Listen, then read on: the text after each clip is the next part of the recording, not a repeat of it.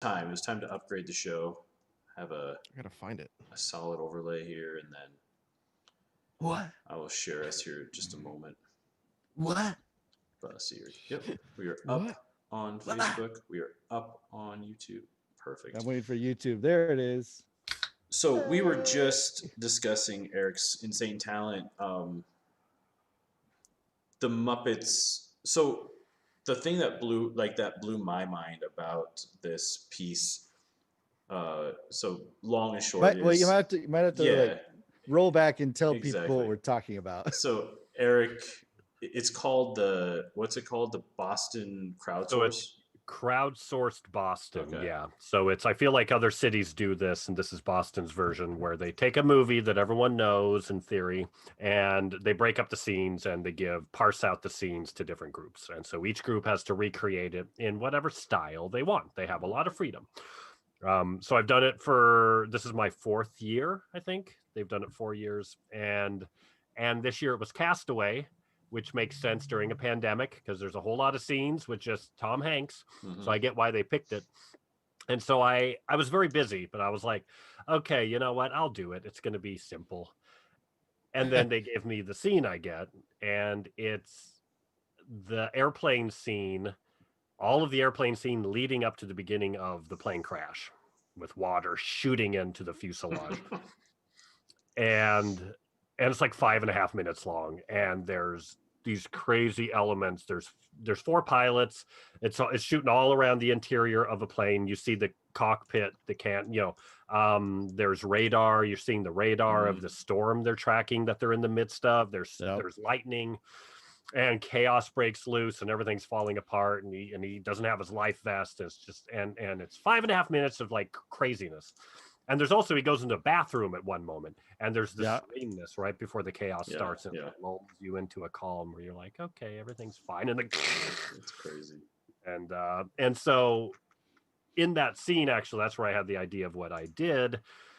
When Tom Hanks gets thrown out, like the plane turns sideways, and Tom Hanks is hanging out of the bathroom door. Yeah. He's going, and he's screaming, and I was like, oh, Kermit, that's Kermit. Nice. And nice. And it was also like Tom Hanks is America's Muppet. Like he's the human Kermit for us. Yeah. Right. So from there I went, okay, it's miniature. I can create the set in like stuffed animal scale. Mm-hmm. So I had like a 16-inch Kermit, which they're all at work. I would show them now, but yeah, so I had to make a little sweater for him. I got a number of other Muppets and turned them into pilots. Gave them little shoulder boards and the whole 9 yards. And luckily could scrape together a couple people to help me on the big shoot day. And then scrape a couple people together to help me finish the pickup shots. And then set it into the damn stratosphere, because it is so good. Yeah. It is. People, we need to get the copyright strike off of it, because people need to see it. It is. Mm-hmm. It is so. There's levels, right? I'm gonna make something, and this is my idea, and then I've got a little bit of ability, so it's gonna get polished, and then it's like, did the studio reshoot this thing with Muppets? Yeah, exactly. And Eric's is just above that. That's what it feels like. Yes, dude. No, you got like the thing, like totally. It's the detail. There's nuance. There's like the pacing. The dialogue is crisp, which is like, audio is a huge thing. When that falls away, stuff goes into the toilet super fast. This right here. Luckily, so I do podcasts. Yeah. Your audio is bonkers good. Your pace, you never rushed any of the shots to be like, well, I'm gonna move them around like craziness. And then you also captured the squirreliness of Muppets themselves, having Gonzo and the chickens. Yeah. I thought that was a good change, because there's a point where the one pilot that interacts with Tom Hanks, and he's like pretty much does everything to save Tom Hanks's life, to get him set up so that he ends up out of the airplane while the airplane, sinks and blows up. Yeah. And so there's a moment where that guy smashes his head on the ceiling, and then he's bleeding and rolling around in agony. And I was like, am I going to do this to Fozzie? It's like, nah, let's change it up and make it funny. Yeah. And so I threw in a chicken flies out of nowhere. and Gonzo, it's Gonzo's girlfriend, It was Camilla. perfect because Yeah. the blood was replaced by chicken feathers, which is just Yeah. great. It was so good. But I was gonna say before, the part that just struck me as it was all happening, and there's a moment in the real movie where the FedEx crate like slams into the thing, and there's like a cargo net that he's kind of holding onto, and I'm watching and going, he had to build those boxes, create those labels, and that cargo net. Like I just couldn't believe the details that you went through to make this happen. It was crazy. Yeah. How big was the set? Yeah. It's pretty good size. So the side fuselage it's pretty much all foam core as a base.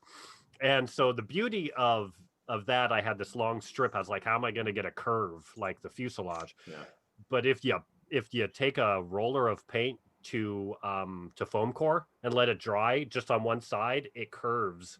And so that was like a happy accident. And I was like, oh, there we go. I have this beautifully curved shaped wall. So that was that. And then it was just a mix of, building structures out of foam core. So I had like 3 structures that were like, yay big. Yeah, the fuselage is probably like 5 feet long. So crazy. And then the cockpit, the readouts, that was pretty huge too. That's like 4 feet by 3 feet, and I had to do a photo mosaic.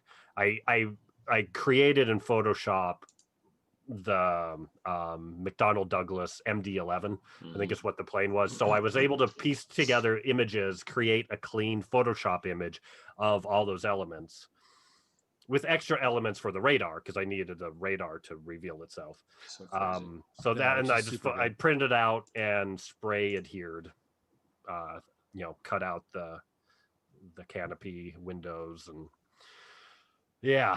it was a lot. You still Seems look like a tired.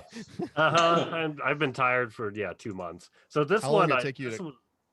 I mean, I don't know how many hours total because I was working on this through August and then got sidetracked with that play in September. So that's what like screwed me. I was like, and I didn't want this to suffer. I was like, I want this thing to I want to still try and knock this out of the park as much as I can. But then I had to try and kill it with that other play. So crazy. Man. It was many, many weekends. Yeah. But still, it was enjoyable.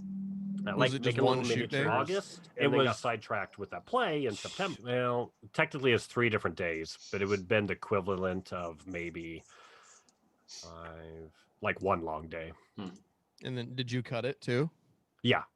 Nice. Yeah, so I cut it, and thank goodness there's no music during the scene, so I could just yank all that plane, all those sounds. I could just pull them, except for the sounds where you could hear people talking. There's still a little bit of it, but I got rid of most of that, and then laid over Sam, the bald eagle, just talking, trying to get in contact with the tower. The Waka Waka was perfectly placed, but because it's not, when you watch the original version, somewhere over the Pacific Ocean, he's like, "Oh, you pilot." So I was like, "That's not even funny at all." I wonder how Eric's going to make that funny. He did. Muppets. Yeah. So good. So you all agree that it's a better package with the original first, so you get the context, and then Yes. Right. Yeah. Definitely. Yeah, But if that's what is killing it, and that's why you're getting the copyright issues, then it's worth just putting it up and maybe commenting or putting on the in the notes, watch the original first or something like that.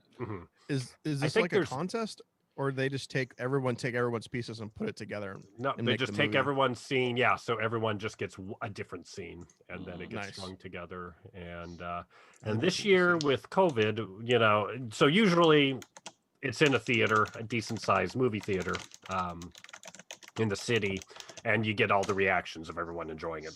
So this year, I don't know if that'll happen, which kind of stinks, but we'll see. Hopefully it's not just streaming.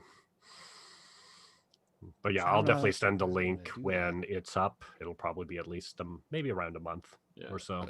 No, cool. seriously, not worthy. Yeah, so Thank you. good. Not worthy. Yeah, dude. So good.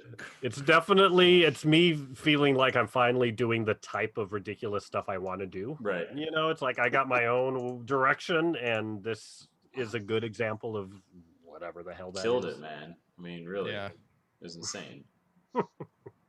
And was fun. it's funny too, because it's if you tell somebody, oh, I got a scene from Castaway, people forget about everything pre-island. Oh yeah. Yeah. So it's like, right. So that's why having it on the front of it is great. Mm-hmm. There's also like for 5 minutes, there's a lot of cuts in there. Yeah. There's a lot of edits.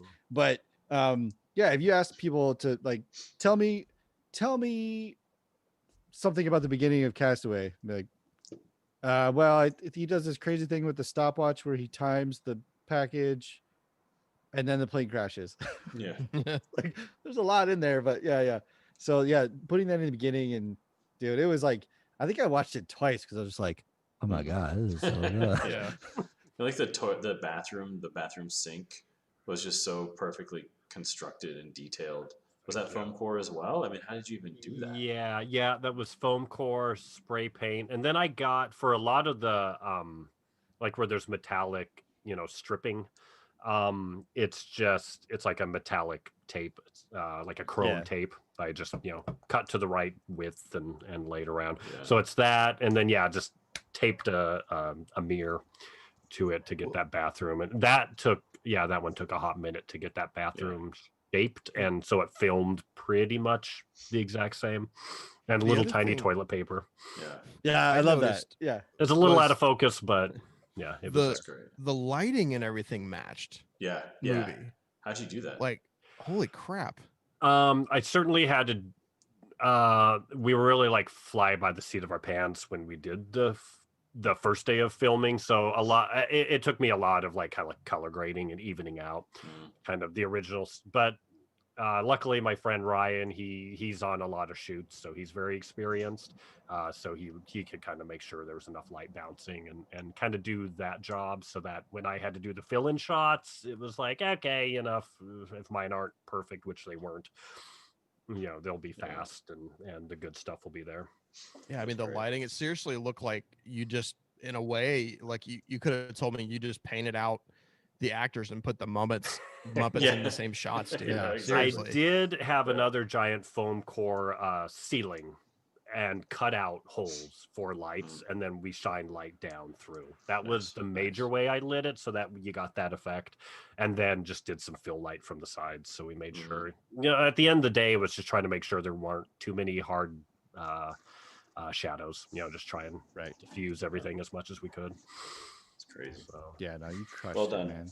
Well, hopefully we'll be able to link that at some point in time, so those of you listening I can feel like actually there's see it. little ways, because that scene is up on YouTube in a couple different sites. So exactly. whatever little ways I have to tweak it, Mhm. if I have to shrink it down and put a big border around it, speed it up slightly maybe, or slow it down. You can mess with the pitch of the audio. That's another thing you can do too. Mhm. Because I know that's how like people that do like guitar covers or drum covers on songs is they'll take it, they'll drop the sound, but then they'll tweak the pitch, and it's basically so the algorithm doesn't pick it up. Right. And Yeah, I was you just have to impressed. fool Like a you robot. you posted it, and then I saw that it said posted 7 hours ago, and the minute I clicked on it, it said copyright strike. Like, that's damn, those computers are working overtime. The second it was like it's posted, it was like bam, it got me immediately. It was pretty amazing. I was impressed. Wow. I wonder wasn't if there's surprised, but I something- was just like, I wonder if there's something in the audio signal, kind of like how Shazam Mhm. sounds like magic, but it's really just a binary string in the audio signal. Yeah. So it's like I wonder if there is something in like the audio. Did you rip it from the DVD? from whatever they give you the scene, so I had the video. Oh, so yeah, so however they got it, I bet it carried that carrier signal, and then when went into it, the YouTube algorithm was like, oh, I know this. Well, but Yeah. I was doing that live stream for that concert in the park and running the live stream, and it got shut down a bunch because the guys who were running the audio were playing just music in between acts. And so anytime it was playing anything normal, Time Warner was shutting it down. But then one of our old friends, John Lowry, his band was like an 80s cover band. And Oh, so man. the second that journey started, they shut the live stream down. And that was a live band playing it. So there's Wow. the bots are working hard. But which Yeah. again, you might be able to just dispute it on YouTube and it might Right. come down. I would post it on I would natively upload it on Facebook as well and see if that, if you get Yeah, some I mean, play right. on You do that have too. a, I mean, do you have a fair use claim and you're not profiting? Right. Not Yeah. at all. You're not And claiming it's that tied into a nonprofit theater right. project. Yeah, There's right. room there. I mean, I understand why they do it because they don't want Oh, people yeah. just like straight ripping DVDs to YouTube. Mhm. I get it, but you do have legitimate fair use claim. Mhm. If And- anything, people are going to want to watch Castaway because of this. Yeah, right. Yeah. Right. It's advertising. Yeah. And it's like it's not a new movie. It's a good movie, but it's not a new movie. Come on, guys. Yeah. Right. Thank me, Zemeckis. Right. Yeah. Yeah. Woody's voice is still the same, but he was a lot younger then. Yeah. It's true. Oh, Tom. Oh, Woody. Oh, Hanksy. Well, Thank you, everyone, thanks for Banks. listening. Thanks for joining us. We are Wait, what? all very excited about the upcoming election happening on Tuesday, and so excited we decided to watch the 2006 documentary. classic documentary Mhm. Idiocracy. Created Futurist by- documentary. Yeah, created by Mike Judge, the well-known futurist. And it was the second time I saw it when it first came out. I don't know what context or where I was. So this is like the second time. Had you guys all seen it before? Yeah. No. When it came out, I think. Mhm. I'm probably up in the tens. Whoa. Wow. Well, so in fairness, so there was like release and then college Mhm. and post college. And then I think it had a run on Comedy Central for a bit. So it was just like, but seeing it in entirety, probably end to end, is probably like 4. But Mhm. seeing a good majority of it is up in the tens. Yeah, it's a good this one. is my first time. First time, Virgin I had Voyage. missed it and then wasn't trying to avoid it. It was just always on the list of like, oh yeah, I need to watch that, and just somehow never did. But glad I did. I wanted Yeah. to. I wanted to make sure it happened for this. It Yeah. was much funnier than I remembered. Like Because it Yeah. applies now. It applies so much yeah, but more. I mean, some of the jokes are pretty damn funny. Like, I was like, okay. Like, I had kind of written it off as like it's funny because it's so bad, which it's bad, but there's some legit comedy. Yeah. Yeah, and it's like so representative of what's going on today. So I'm It like, doesn't okay. try to not be bad though. It's not a movie that's Yeah. trying to be a serious comedy. It's just, I mean, written by Ethan Cohen, who, I think he wrote Men in Black 3, which is interesting, but he wrote Holmes and Watson, the one Okay. that what's his name? Those John guys' C. names. Riley John and C. Riley, Will yeah, and Ferrell. Will Ferrell. All right, and he wrote Get Hard, another Walk Will Hard. Ferrell. No, Walk Get Hard, the Kevin Hart and Will Ferrell. Oh, Yeah, Men in Black 3, a bunch of American Dad, a bunch of King of the Hill. So he's very, he's kind of a Mike Judge guy. He wrote 2 okay. episodes of Beavis and Butthead. So, He has so a he's brand. been around. So yeah, it's totally his brand. So it was never. Oh, and I think he wrote Tropic Thunder. I could see that. Did he? It's probably like, I think it was like 8 Yes. people. Yeah, wrote Tropic he wrote Thunder. Tropic Thunder. Yeah, so yeah, it's very much in that vein. But who wants to give the rundown of this one? Go ahead. Can we do it? Yeah. I've Yeah. done the can do last it. couple. It's essentially it's ultimately it becomes sort of a dystopian take on the future of the United States about 500 years in the future. Yeah. And but it starts out with Luke Wilson is playing they make a very specific point of him being average. He's a very average person. He's a soldier in the army. He's a librarian, I think is what they have him Mhm. He's listed like at as. the archives or Yeah, something. yeah, so a he's- nothing job. But just an absolutely nothing job, and he's just average. And somehow it's determined by the army who wants to do basically like a cryogenic freezing sort of Captain America type of let's freeze him and wake him up in a year and see if it worked, sort of experiment. So they get him to do this, and he is not actually knowledgeable of this happening. And then they also enlist a hooker played by Maya Rudolph to be frozen as well. So basically, the movie starts with these two being set to be frozen in a cryogenic experiment by the army. Well, the guy who was running the cryogenic experiment was, convicted of sex crimes, basically running a prostitution ring with the pimp who was the pimp of Maya Rudolph's character. So the whole thing gets shut down, and in the process of getting shut down, the two cryogenic sort of coffin chambers that they're in get lost forever. They get lost for 500 years. And the story picks up 500 years later when the world has gone literally to trash. There's just mountains of trash everywhere. And it's an avalanche of trash that pushes Luke Wilson's character's coffin into the window of Dax Shepard's apartment. And it's the setup that suddenly we're in this world where everyone just sits literally on the toilet, which is built into their recliner, all day drinking butter is kind of what they do. Watching the worst TV with the worst advertisements, which kind of looks similar to our new overlay somewhat. It's like 20 different screens that they're watching simultaneously. And they're all terrible. Ball kickers or something is like the show everyone loves. Ouch, my nut. Yeah, ouch, my balls. But what Luke Wilson quickly discovers is that there's really not a single smart person left on Earth, because as the prologue of the movie shows, that increasingly smarter people are choosing to have less to no kids, while people with, lower intelligence levels, which is sort of a sensitive topic considering our last debate, they have all the kids. And so the tables turn, and suddenly the world is run by actual idiots, not idiot lawyers, but actual idiots. And it's all about advertising. It's all about money, but money is not even a thing anymore because things cost billions of dollars because there's no frame of reference for what money is. So the journey of the movie is Luke Wilson meets Dax Shepard. Dax Shepard essentially tells him, I can get you to a time machine, because Luke Wilson's obsessed with the idea of getting to a time machine, because he's like, we're 500 years in the future. Someone had to have invented a time machine. I can just go back and, I'll be home. I'll fix this.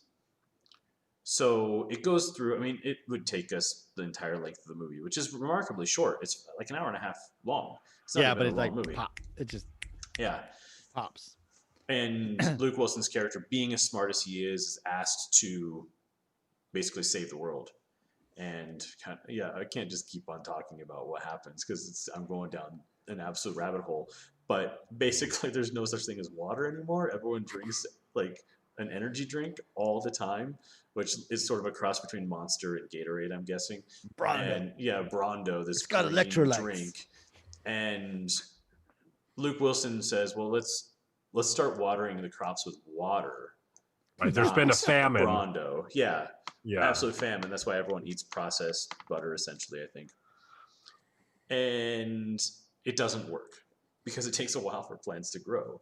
But they decide, sentence him to death, that's it. There's a whole slew of ridiculousness that happens until Maya Rudolph's character figures out how to get a cameraman out into the field, and he films a plant sprouting from the ground, and everybody is saved.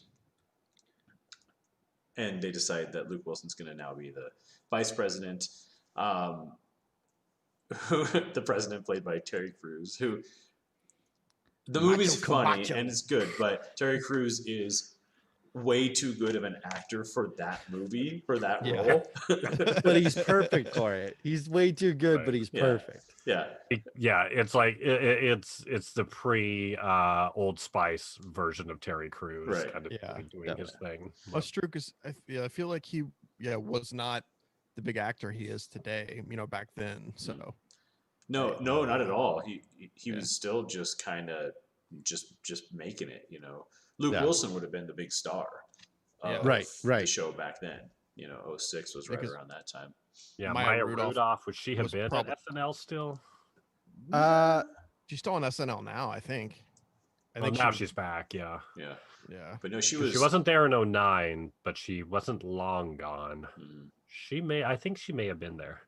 probably. Close to it. She might have left SNL. She And be may like, have I'm To gonna just make left. this amazing movie. I'm gonna make Yeah. these movies. I wouldn't be So surprised launch if my that was her career. first project post SNL. That seems like, yeah, par for the course for SNLers. Yeah. And it is a funny movie, and you know, obviously, there's things about it that you kind of you go, okay, it was made in 2006, so there was a lot of things happening in the world at that time that fueled it, and obviously, there's certain elements that are relevant. But what I found really interesting was it was a $4 million movie. Do you guys want to guess what it grossed worldwide? Worldwide? Yeah, worldwide gross on a $4 million budget. 130. No, higher. Yeah. Million? No, 300. 495,000. It made more than Oh. Castaway. Castaway had to Like have made more than 430. Because I looked last night when I was 430,000? crediting it. That's all it made? Oh, no, No. million. 430 Oh, million. no, No, no, no, How much he's saying it. It was a $4 million movie that made 400,000. At 1/10. So it it had a flopped. 1/10 Yeah, return. like Shocking. massive flop, like the floppiest of all the flops. Wow. Yeah, so it tanked hard in the box It's like office. the water world of comedies. Yeah, pretty much. Wait. This isn't like a new documentary about the state of the world in 2020 with Trump as the president? No, it was a movie made in 2006. I thought it was a documentary about current times. Not far off. But see, what's interesting about this is Just 2006 replace Costco happened. with Amazon. Right. Well, I guess. Oh well, he did write and direct Extract, which is a pretty funny. That one's okay. Yeah. Jason Bateman movie. Made it for 8. It made 11, so still did not do that well. R.I.P.D. Oh boy. made for 130 million, grossed 78 worldwide. Oof. And then whatever That's a this tough movie one. is, Action Point, $19 million budget, grossed 5.1. So it does beg the question: why are we still is he giving him still money to make working? movies? Yeah, Unless My are they all judge. cult classics? I'm trying to think of like do all these Maybe. R.I.P.D. is never going to become a cult classic, but No, that was, R.I.P.D. was a graphic novel, so it was riding that Oh, graphic okay. novel wave, gotcha. which it's they actually shot that here. it's in not Boston. bad. I'm not I mad read at it as an R.I.P.D. extra. Yeah. It's got no. it's got Jeff Bridges and Ryan. saw it. Oh boy, it's I'll like say the Ryan end Reynolds. with Mhm. Kevin Bacon's the villain, and he's like turned CGI, and it's just Yeah. like the Yeah. end is rough. I think. I gotta Yeah, watch it's it, a I little. guess. It loses track of it. It's like It Like Men in wants- Black for It dead. wants it right. It's Men in Black for zombies or Mhm, Men in Black for demons. Man, mhm. that's what it wants to be. But it's close. It's fun. It's a good Saturday movie. But like, if somebody's like, "Would you like something marginally entertaining or R.I.P.D.?" Like maybe take the marginally entertaining option. Right. I think what it did offer men was to go, oh, I need a friend that when I die will wipe my hard drive for me. That's the one line in that movie that I'm like, that made this movie worth it. Yeah. It was that concept for guys to go, oh yeah, I need a buddy to do that. Yeah. Might just start working on it myself. But I think Idiocracy. I think it's a 3 out of 5. It's a strong 3 out of 5, though. It's impressive now in hindsight. At the time, you're like, bah, but not, blah, whatever. But now, if you think about it, you can see it. Like you can see Mhm. the the foreshadowing of the smart people waiting and the dumb people procreating, and like they have like 16 and pregnant, and 16 pregnant 2, and 16 pregnant 3, and oh god, I'm 16 and pregnant again, and Mhm. They've got all that kind of nonsense, and then they have all these like reality shows, which are quote air quote reality shows, but they're they had like Ouch My Balls, which is just a guy getting kicked in the nuts, and that's the whole show. But then they also have their trials are a monster truck rally, and but you can see it, like you can see the downplay. If you think about what like Elizabethan speech was like and what speech is like now, and then what speech is like in this movie, like there's a natural line, like we're getting there. They just added a bunch of stupid words to the Webster's dictionary, like thought and but not THOUGHT, the THOT version, and twerk. Like they're adding these stupid words to the dictionary, so you can see this downfall of society and how which the real telling thing, which is super funny, is in 2006 cell phones were a thing, but their version of the future did not have people like glued to cell phones, which so there's like a that's interesting now, because like there's definitely this hard line of technology, and I think we talked about it in other stuff too, where people like, oh, when they make films about the future of the year 2000, we're all wearing like single colored jumpsuits and flying cars, and it's like, no, we're way too stupid for flying cars. Like, you want a mass genocide, you give us a flying car and we'll see what happens. But yeah, it's interesting that the certain technology didn't fall in place, but then certain technology did, like monster TV screens with just flashing entertainment, but then like the lazy toilet with a bucket of butter and a mega straw. Like, it's like Wally. Like, we're getting there. Right. But the government being sold to private companies, unabashedly to the point the where energy drink buying the FDA and whoever else. Well, like, did you notice like everyone's uniform, like the attorneys, they were all like vests and then long sleeve shirts that said attorney at law, or like the president. It's like a sports. Everything was sports. Yeah. And they get a Flavor Flav instead of the clock. They all have the seal of what their Department of Interior or whatever their cabinet position is. Oh my god! But where the movie's successful though is if you think about the concept of trying to write a movie where everyone is stupid, right? And then you have to think about what are the most normal, almost instinctive tasks. Everything was sports, and how do you make those dumb? And they get a Flavor the way that he talks to people with it, the way that they trick the people into getting in and out of prison, where he just walks up to the guard and says, like, I think I'm in the wrong line. I'm supposed to get out in a day. And he pauses and he goes, stupid. That's the door over there. It's like, dumbass, you're in the wrong line. Yeah, that takes a minute to like, that's actually really smart to be so dumb. Right. Like it's hard to be that dumb in a smart way. I'm not saying that right, but you know what I'm getting at. Like you can write bad dialogue and that works, but to take, it's appropriate.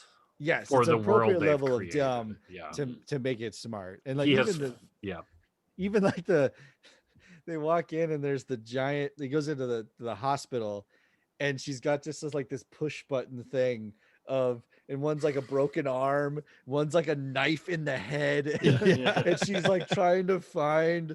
And then she just hits the question mark. As dopey looking as possible, confused, dopey. It's like the kid working, it's like the 16-year-old working at the movie theater. It's like he has her, she's the receptionist.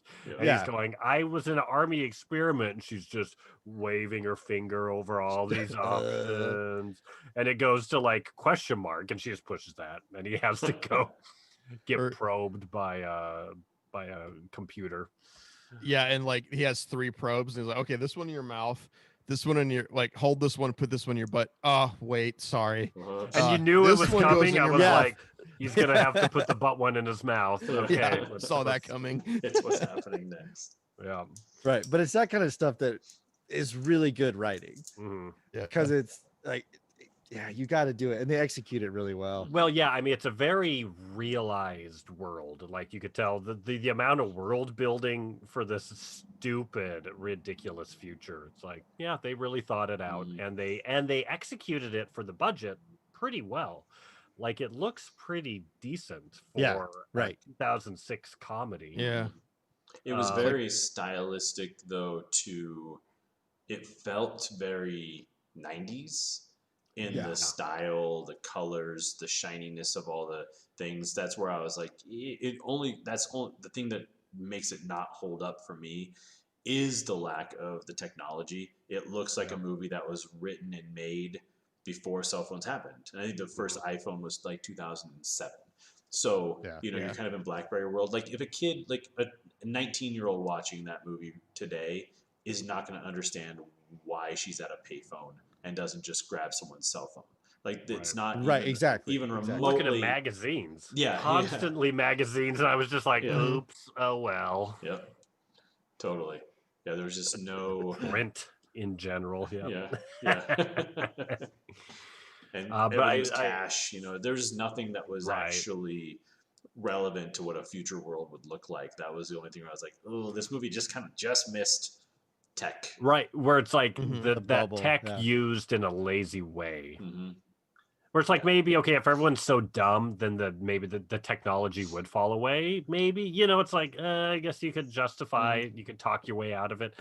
But one thing that I feel like the homage that it was kind of going towards, with from Luke Wilson's point of view, is he's like what's his name in Planet of the Apes. It's like he's arrived on this weird planet, and Yeah. they had a little bit of the music. I feel so it was. I think it was paying homage to that, and he's like Charlton Heston. Like what's going on? What's this reality? And then he has to learn. Oh, it's Earth. It's the future. True. Yeah, it's true. Mm-hmm. It had some homage, but there were certain things where I was just like watching it, going, "This movie feels a lot older than it really is." Yeah. Yeah, I can see that. Yeah. Yeah, you're right. It definitely feels like a future from the 90s. Like they made it in the 90s, Yeah. projecting the future. Yeah. I agree with you there. Which makes sense considering who wrote yeah. it and directed it. It has that feel to it. But Or I guess that just shows how much things have changed in just 14 years. True. Yeah. That we look at it, we go, that seems so weird. Like for us, 15 years from now, how dated is a movie right now going to seem? Probably way more dated than, like movies in the 30s, 40s, 50s, 60s. I guess they would feel maybe, they feel dated within themselves. But yeah, now it's just like, well, and I looked it up technology too. Not that a lot of things are shot on film still for like the aesthetics, but it was shot on film, like on an old, Really? Panavision camera. So it had certain, and 2006, man, that's like right on the cusp of everyone digital going digital. So it's kind of like a weird moment in time. But the effects were pretty good, were pretty okay. So let's say, but I would say if I had like a favorite part, well, just overall, how dumb everybody really was really brilliantly done. Like the conversations amongst the Oval, or the like sort of the main Cabinet. the cabinet at the was White House, was just great. That stuff, the banter was, but the banter was very King of the Hill, sort of that back and forth sort of thing. So that was just like really, really well done. Definitely a fun movie, but felt weirdly old for some reason. I think the thing that they try to really make a point of is, along with how stupid everyone is, if you're stupid, you obviously some of the stupid felt leaning redneck. So, and there's also like, if you're dumb, you're also incredibly vulgar. Right. Like, yeah, it was vulgar. Yeah, there was some things I'm like, oh God, you can't do that, man. But even like the slogans, like Carl's Jr. I'll try not to actually say the F word this time, but Carl's Jr. bleep you, I'm eating. Yeah. And I forgot about that line. I laughed so freaking hard. Or like the extra big ass tacos. Yeah. Yeah, they show the progression of Fuddruckers Yeah. to butt fudgers. Yeah. It's like Fut Buckers, and then then all out. Yeah. And then anything that they couldn't change the name to make it vulgar, any company that they really couldn't shift the name, it just turned into a hand job place. That was Yeah, kind yeah, of the thing Starbucks. about that. Yeah. Yeah. Oh So- man, I could use a latte. You want a latte? I love lattes. I love a latte, but we don't have time, man. We don't have time for a hand job. Yeah. Well, but it was I Starbucks. told you, and then man. What was right next to it? It was like basically like El Pollo Loco. And Yeah. it was like Yeah. And it was bucket just of another chicken, like red light. free release Yeah. or whatever. Yeah. Everything just turned into Original recipe. yeah. Yeah, all of the fast food joints were hand job places except for Carl's Jr. That was still food. No soul food. Yeah. Yeah. I don't even know if Fuddruckers is still a thing. Is it still a thing? They just think went so. bankrupt this year. Really? Oh, did they? Yeah. There's one here in Vegas, and the announcement came out in like June that they went Mhm. bankrupt, or their company filed for bankruptcy protection. So who knows what that Wow. actually means? So not like Some liquidated yet, restructuring. but yeah. They will be Well, it's changing just- updating their name. Yeah, for them it's just debtor protection because it's so people can't sue them for payroll. Yep. Ooh, wow, wow, Much. wow. It's an interesting think- time to be a financial person right now. Right. One of the funniest things, and like maybe like the technology thing, I wonder if part of it, which maybe they didn't like do it that well, was like letting technology go by the wayside, because the clock tower that was digital but was just flashing on 12 o'clock. Yeah. Yeah. Right. So maybe that was part of it. Everyone's so dumb, technology is like slid a little. Yeah. Oh yeah, because they've got Mhm. that in the hospital. They have that little Roomba that's just like Yeah. banging into the Your wall. floor and is it's got clean. This nice like 2-inch Yeah. clean stripe that's just ding ding. Yeah, ding, two ding. little tiles that are pristine, and Yeah. the rest Yeah. of the floor is just filthy. Yeah. Yeah, when he asks, "Oh, is there just like rain?" Yeah, he goes to the water fountain. That's when they give the first reveal that it's all energy drink instead of water. Mhm. He's like, "Can I just drink some water?" And the guy's like, "From the toilet?" Yeah. Yeah, the guy's like, just walks away. Like, did you guys find it weird that like the whole time, even though like once Luke Wilson and Maya Rudolph's characters like fully realize they're 500 years in the future, she's still worried about her pimp showing up? Right. Yeah. Like, I Yeah. know the whole reason for that was probably just to like keep up the lie that like, oh, she's an artist, and in Upgrade is her boyfriend / manager, Mhm. and trying to hide from him that she's really a hooker. But it's like, come on. I I love just felt I love yeah. that though, because you got to keep that going. And that's one of the best parts of that, was that this whole time is like, she's a painter. She's really an artist. Also, Luke Wilson's like, you should keep painting. And then at the very end, she paints him, and it's terrible. Yeah. Like, it's just Garbage. the worst painter Right, we should ever. give the setup of the joke is like when they first meet each other before they go into the cryogen, and he's like, "Oh, what do you do?" And she doesn't want to be honest with him. So yeah, she's just like, "I'm an artist," Mhm. and so he just keeps probing. Yeah. So she just has to create this elaborate lie about, oh yeah, Upgrade is not. It's not her pimp. It's her manager / boyfriend. She's a painter, and he just keeps complimenting her the whole time. Well, you did something with your life. You're an artist, man. That's great. And she's just like every time has to go, yeah, okay, buddy. But did you see the post-credits scene? Wait, what? No. No. Andy and Nico? I I'm had a trying to- feeling, I'm and I trying to said, think. I There was think I one. better fast forward. And there's a post-credit scene. What Well, is And it? yeah. guess who describe it comes to us. out of a cryogenic chamber? Yes. Okay. Yeah. Who? Upgrade. Upgrade. Upgrade. Upgrade ends up in the future. And he gets out. Damn it. He like fixes his coat. He puts his hat on, and he's like, "I'm gonna find me this hoe." And he starts walking. And he doesn't care that's the future. He's just Yeah. like unfazed by where he is and what's happened. He's just like, I gotta go find her. Well, So damn it's it. like they she knew. completely paid Forgot it about off. that. Yeah, exactly. It Damn paid it. off why she's so concerned the whole time. Oh, Yeah. man. Because he was buddies with the army guys. So Pimp it's will like they find you. set it up enough to go, Well, okay, he did the In experiment. that case, brilliant. Yeah. Yeah. It's funny that that's that great. scene, right? That I think that scene slides in earlier in like the Comedy Central edit, like kind the of like first how. credits roll the cast. Yeah, and then yeah, they yeah. bring it It's back. Yeah. well because they do right. They do the credits and then they show it, and then like TNT will do that The that squish down. smashed like super fast credit thing. Yeah, Yeah. they get it in there and they do the super fast credits so they can move on to the next movie. So yeah, that's the one time I saw it in theaters. No, I was like, no, I'm gonna go. Probably had like 2 or 3 other ones lined up with it, so I had to bail out. But there was one time I think I was watching it and I just let it go. I was like, there has to be something here because you hit the button to skip ahead or stop, or whatever, and then you see there's still like 8 minutes left. It's like, wait a minute, there's definitely something on the end of this. Yeah, that's good stuff. Did he have that in Office Space? I feel like there's a post. There's a post credit in Office Space, which is Milton on the beach, and he asked for a drink without salt on the rim, and the guy's like, blah, blah, blah, just walks away, and he's like, I'm burned down the resort. Burn down the resort. I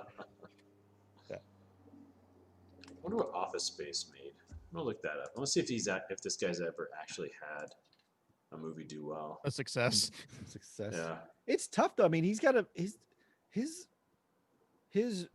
genre is very limited. Yeah. Like he probably, it probably doesn't matter. I hate to say it this way, but I know he's made enough money off of Beavis and Butthead and King of the Hill that he's like, I don't care if this explodes. This is just something I want to do, you know? Like I want to make it for me, and if it bombs, I don't care. Whatever. And now he's got Silicon Valley, which I think was probably his most successful thing. Right. Oh, so there's certain things that he can make this other stuff, which allows him to make a stinker, and then he can make this other stuff, which then allows him to. But he made a lot of stinkers. Yeah, he's got. Are you talking about this guy or Mike Judge? Well, yeah, but Mike Judge. But if you think about like the syndication for Beavis and Butthead is still happening, so that's checks still coming in. That's true. King of the Hill is syndication. That's right. So there's checks for that. Yeah, that's true. So he just has a steady monthly income. Yeah, and he's had like a few of his like more than at least 3 of his movies have turned into like cult classics. So yeah, he's also got. If you look up at his IMDb, he's a voice actor. So his voice acting credits are like 55 something titles deep. Yeah. So he's made like 5 stinker movies, but he has like 50 something voice acting credits, plus producing credit, plus writing credits. He does voices on South Park and stuff like that. But yeah, he's got a lot of mix-ins on a lot of interesting type things. His most successful movie was Beavis and Butthead Do America. Made 63 million worldwide. Cost 12 million. What's the budget? How did it cost $12 million? That's probably for the rights to music and likeness and ridiculous stuff like that. Yeah. Although Spy Kid, he was an actor in Spy Kids, so never mind, that doesn't count. Yeah, he's in Office Space. He plays the manager of Tchotchkes that gives Jennifer Aniston a bunch of crap about the flare. But he's wearing like an Uncle Rico rig. That's Mike Judge. Yeah. Oh my gosh. Yeah. There's your fun fact. Smoking hot tip. Smoking hot tip of the week. You're welcome. But that's him as a young man. Yeah, that's not. He doesn't look anything like that now. Mm-hmm. But yeah, that's totally him. All right, favorite part, cringe part. Go. Did you get your cringe part? No, you did your favorite part. Yeah, what's your cringy part? Well, I was cringing the entire time at the end. Who was the actor who was playing the guy with the flamethrower? That's a Wilson. It's the older Wilson brother. Oh, was it? Yeah. The dude that's in the Dukes of Hazards? No. It's Andrew. It's Andrew Wilson. Yeah. Gotcha. Okay. He's in the movie Whip It with Drew Barrymore about the roller skating girls. When he's in Bottle Rocket, obviously. Yes. But he's like a fairly successful voiceover actor, and he does like a lot of like nature documentaries and stuff like that, which is kind of crazy. But that whole time, because he didn't have any lines, and he also didn't say, like, he didn't have lines, but he had words he was saying to the crowd, and he didn't say any of the words. He was mouthing the words, and that drives me crazy in movies when actors don't say, because you would actually say the words, in real life, but for whatever reason he was mouthing them, and it drove me crazy. I was just like, stop. When he's messing with the audience, like, is he over there? But it's just, instead of saying, is he over there? You just, no, I don't like that. That's terrible. They just want to pay him. Yeah. I just want your face, not your voice. Yeah. Right. You can use your voice on other projects, not here. Basically, we can pay you as an extra if you don't say the words. That's right. A featured extra. Extra, yeah. So make sure you know your lines. Just don't actually verbalize them. It's $225 a day if you don't say any lines. Eric, what's your virgin? I don't know if I'm ready. I'm still thinking. Someone else. Still processing. Someone else ready. My cringe moment was the freaking like when he's in the one night rehabilitation when the two freaking monster trucks or whatever they were, the effects on those were god awful. Yeah. Those are pretty cringy. Hmm. But my favorite moment, I've already said it, but it was the clock tower. Yeah. That was funny as shit. Just blinking. Yeah, just blinking 12 o'clock. I like, let's see, favorite moment. I'm kind of with you, Matt. Like, and I've expressed it. The excellent writing to make things stupid Mm-hmm. is it to me. That's what you see this movie for. Yeah. Because it's so well done. A close second would be the breakdown of how society fell apart with the infographics of like the family tree that like starts twisting around on itself and like all of a sudden becomes like 1,000 children. That's one of my favorite parts too. Anything with infographics, I work with data, so that's good stuff. Cringy, probably. There are points where the hand job jokes and the dildo jokes are just like, all right. Yeah. Like, okay. Definitely. I know Disagree. you guys have I know you've descended a little bit, but Yeah. the consistency with the stupid and having it just default to like, well, we're not sure how to make this cleverly dumb. Yeah. So throw in a Starbucks hand job joke. Like, Yeah. Or like, do you want us to go with you to make sure she puts out? Yeah. Hey man, is Yeah. she not putting out? No, we already did it. Oh, we were thinking maybe we could like go family style on her. yeah. See, that's where I don't want to interrupt your flow, Eric, but Right. the thing that dated it a little bit too was some of some of the jokes were so crass and so like bad.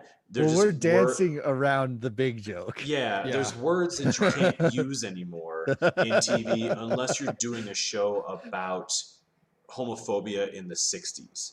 Like that is really the only time you could use it. It like in a lot of ways the F word in reference to homosexuality is, on par at this point with like the N word.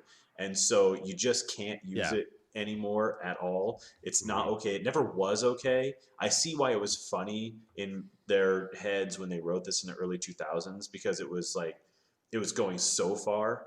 And well, I mean, you think about it, like it had not reached its level of taboo that it is now. right. It's in the original Bill and Ted's Adventure. It's in a bunch of movies, just used as a term when two gentlemen are close. Right. And in this movie, the context is if you say anything smart, your voice immediately goes up 6 octaves, and you are of a male to male persuasion. Right. In a derogatory way. It used to be funny to use gay, like just to say that as a joke, and it's just like let's just say the 4 of us have evolved. I can't speak for the rest of America, but there's this evolution in that way that, and movies have changed that you just can't say stuff like that. Right, where it's like, I understand the joke, Yeah. but it's not like at this point it's like, nope. Just didn't age well. That's for sure. Yeah. Well, it's kind of like the slurs didn't age well. The R word for the mentally diminished. Right. They use that a lot too. Yeah. Yeah. Yeah. So there's a point, right, when society changed of like, okay, I understand at the time that was humor, but now we're like, all right, we've heard it enough, and it's also kind of it's really, but it's not funny. It's not funny anymore. It could also play into the fact of maybe they were going for, which I don't know if they were actually trying to do this or just how it came out. But again, it goes with the more stupid you are, the more crass and vulgar you are. So that could have been part absolutely. Of it. Yeah. I mean, it works in that world. Right. Yeah, it's not appropriate for us, but in the context of that world, it's like, it makes sense, of course. Yeah. It's like taking that, whatever anyone's most negative version of what when we say America, it's taking that and pushing it 500 years into the future. When Yeah, that if, like, They're you're- just doubling and becomes- doubling and doubling and doubling. Yeah. Yeah, if you're considered, it's like stereotype, you're uneducated with a low IQ. This is how you're gonna act, kind of Yeah. thing. Exactly. You're gonna be hateful and say terrible things and just generally be an idiot. So, like you said, Very documentary. Yeah, yeah. Or yeah, I think I have 3 moments that Sure. I really enjoyed. Please. The one that just popped in was the doctor when he meets Justin Long. Yeah, Yeah, Justin Long as the doctor. Like, he comes in and he's kind of like the best thing, you Yeah. know, at Yeah, that oh, part for sure. of the Right. movie. He's just like, Shit hey, screwed up, bro.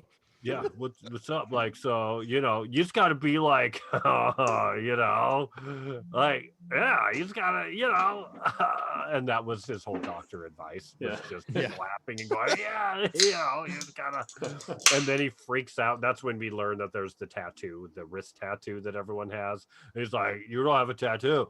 Oh, you're unscannable. You're unscannable. Why come you don't have a tattoo? Right. He just keeps asking, and this Yeah. is when Luke Wilson's looking outside and seeing this dystopian It future. really sinks in on him. and Yeah. keeps seeing the date 2505 or whatever the year is, and On that's the when he makes magazines. the connection finally and goes, "I'm in the future," and everyone's an idiot. So yeah, that moment's great.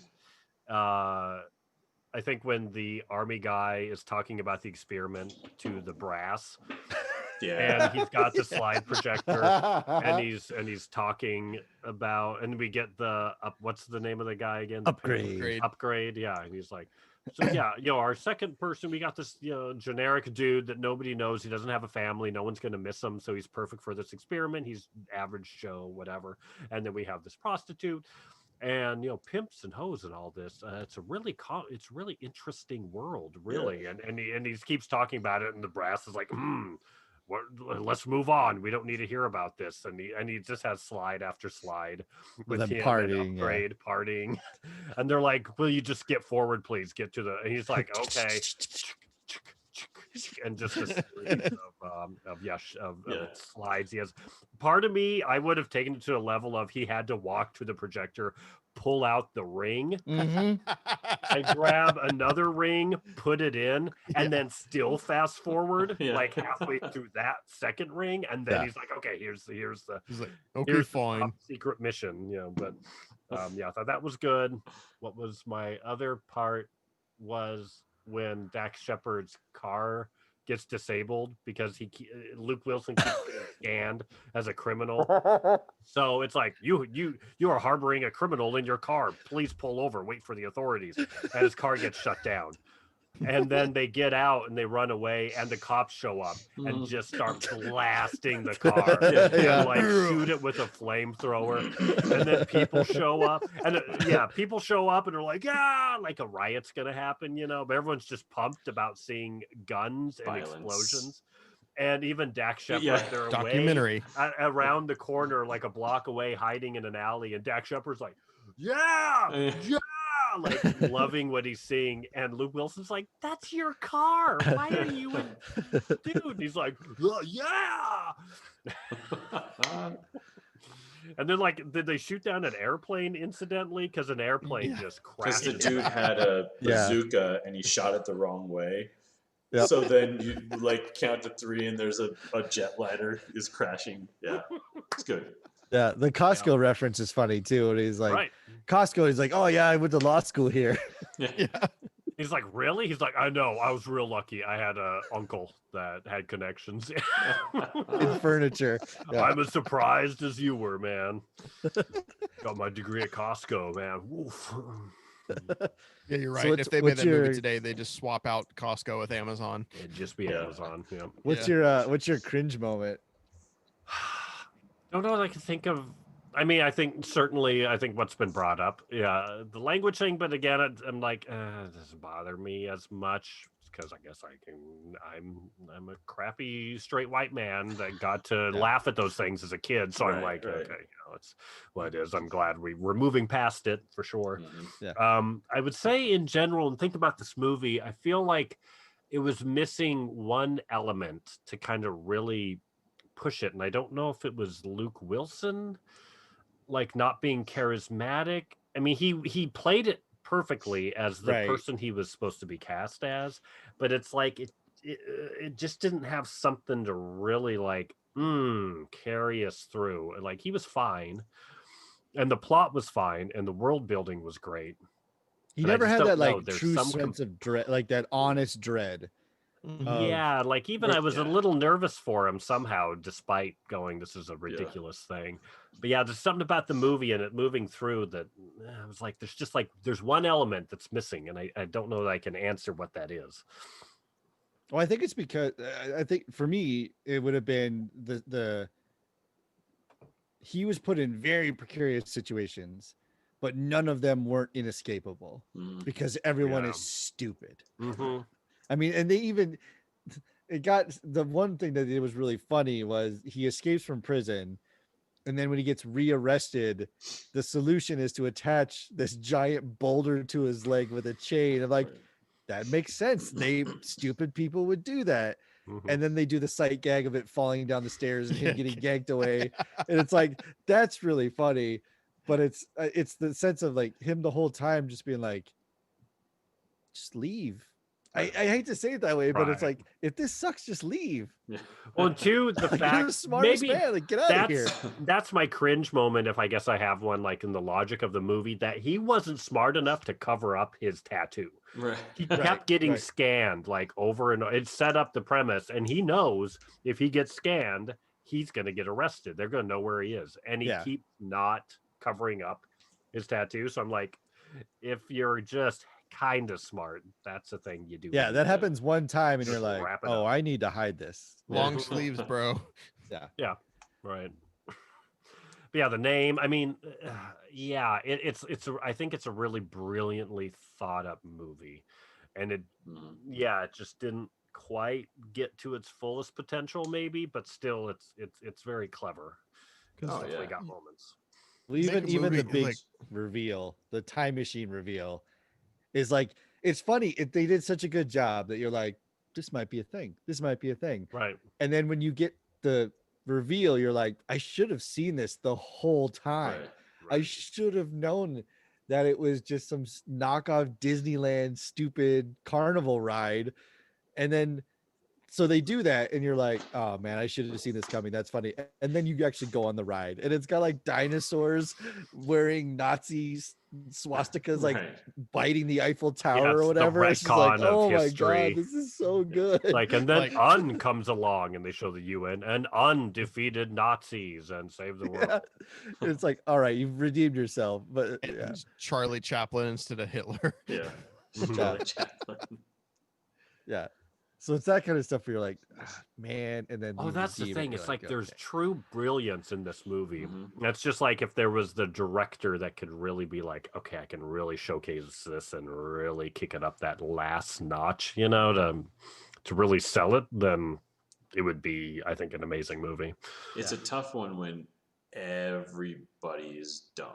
There was Yeah. no status in the movie, and maybe that's what you were sort of alluding to or feeling was there was no Mhm. status, because even Luke Wilson's character, even though he was the smartest person, he was set up as not as being super average.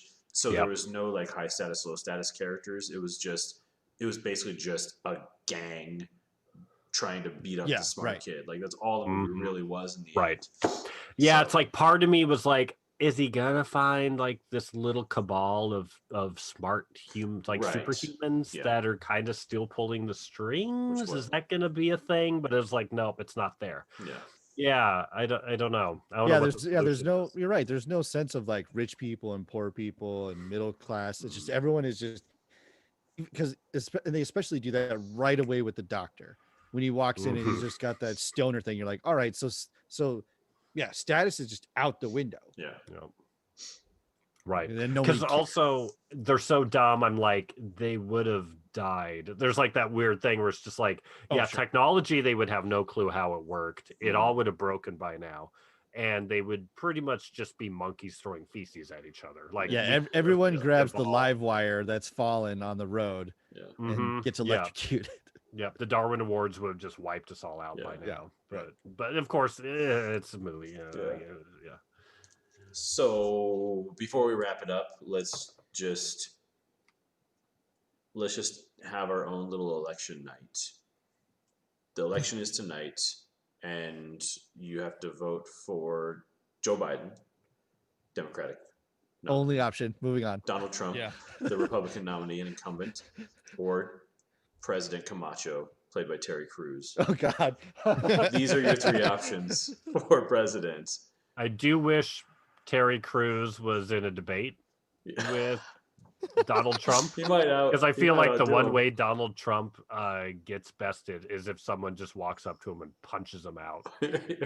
And just the monkey gets dethroned in the oldest way. You know, you gotta go. Yeah. "Mm, there you The go." most base form of Mhm. be quiet. Yeah. He gets covered in green. What was that stuff called? Rondo. Brondo. It's You got know, electrolytes. when you do it, It's yeah. got what Plants water crave. needs. It's got what plants crave. It's got That's what plants electrolytes. crave. Well, Mountain Dew Camacho for president. I think that's the Yep. Macho the obvious Camacho. choice. What was it? It was like it was the world's most famous action and porn star. Yeah. Yeah, something like. Yeah. Wasn't he an Yeah. athlete too? He or was an something? athlete, but then like his cabinet was made up of a guy who won a contest Yeah. and a Yeah. kid. It was like a kid that won a contest. Yeah. Or no, yeah. And I want the one dude, I can't remember what position he was, but he would just keep saying by Brought to you by Carl's Jr. Carl's Jr. It's Yeah. like, why do you keep saying that? Because I get paid every time I say it. Duh. That was Well, yeah, actually and then, private- right when they're charging the White House and he's just like rocking in a corner. Brought to you by Carl's Jr. Brought to you Yeah. by Carl's Jr. Yeah. Brought to you by Carl's Jr. The best line though I think was Luke Wilson after he becomes president, and he's talking about how he's going to make movies great again, and he's like, I come from a time where you wrote a script and you cared whose ass it was and why it was farting. It was like that was great because it was like that was the whole setup from the movie where it was just a butt. Well, yeah, the Yeah, the narrator. first It had- movie it he had this goes to. Narrator. Yeah. Yeah. Yeah, he's narrating, right? While he's sitting in the movie theater, and it's like it was the narrator of the movie. Yeah, it's like the biggest movie that year. It's Yeah. called Farts. Was that I can't remember what it was. Ass. Ass. It's just called Yeah. Ass. And it was just a butt. And Yeah. they would fart sometimes, and everyone's just dying the whole for 2 hours. And he's Yeah. like, and it won the motion, the the Oscars. Oscars, 8 Oscars, and one for screenplay, Yeah. best screenplay, and it's just That's great. Well, anything further to add, gentlemen? Watch Before it. we If you haven't shift? seen it, yeah, Watch it's give it. it a definitely shot. worth It's a worth a watch. watch. I would It's worth a watch. definitely If you want to just recommend it. turn your brain off and just laugh Yeah. for an hour and a half, definitely watch it.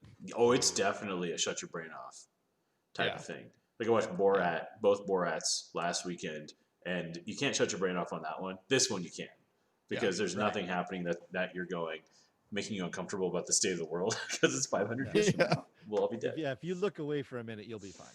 Yeah, exactly. Yeah, it's true. Just enjoy yourself for 90 minutes and laugh at really dumb jokes and It's just definitely giggle worth to it. yourself. Yeah. Yeah. Definitely a good like in the background on Comedy Central type movie. I get Yeah. why Yeah. they played it for years. Yep. Well, thank you for listening. We are going to shift into the Nerds After Dark portion of the evening where we catch up on the week's events. And I have a new background for Nerds After Dark. Oh. So if you hop on to the Oh. live stream, guys, you can watch me shift into the background. All two of us on YouTube Thanks for listening on the podcast. waited with bated breath. All right. Check us out on We got Spotify 3 viewers. and Apple. Get And now it's time for Nerds After Dark. And here we go. Fading in 3, 2, 1. Oh, yeah. Boom. You got, YouTube is a little behind. Hold on. yeah, so is Facebook. Yeah, hold on. It's a delay, Here in bro. a moment.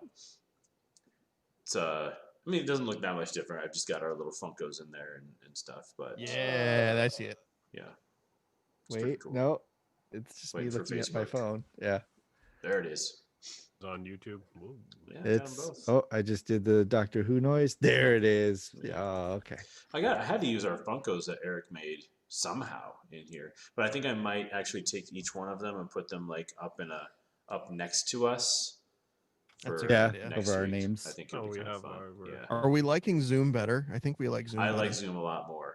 It's working. Yeah. I like the Yeah. format. It doesn't feel so awkward because one of us is in the middle and one of us isn't. So Well, yeah, it's Skype is like the made by Microsoft, so it's like the anti-Apple. right. We're gonna make this Whoa. really hard to use for no apparent reason. Right. Well, it's right.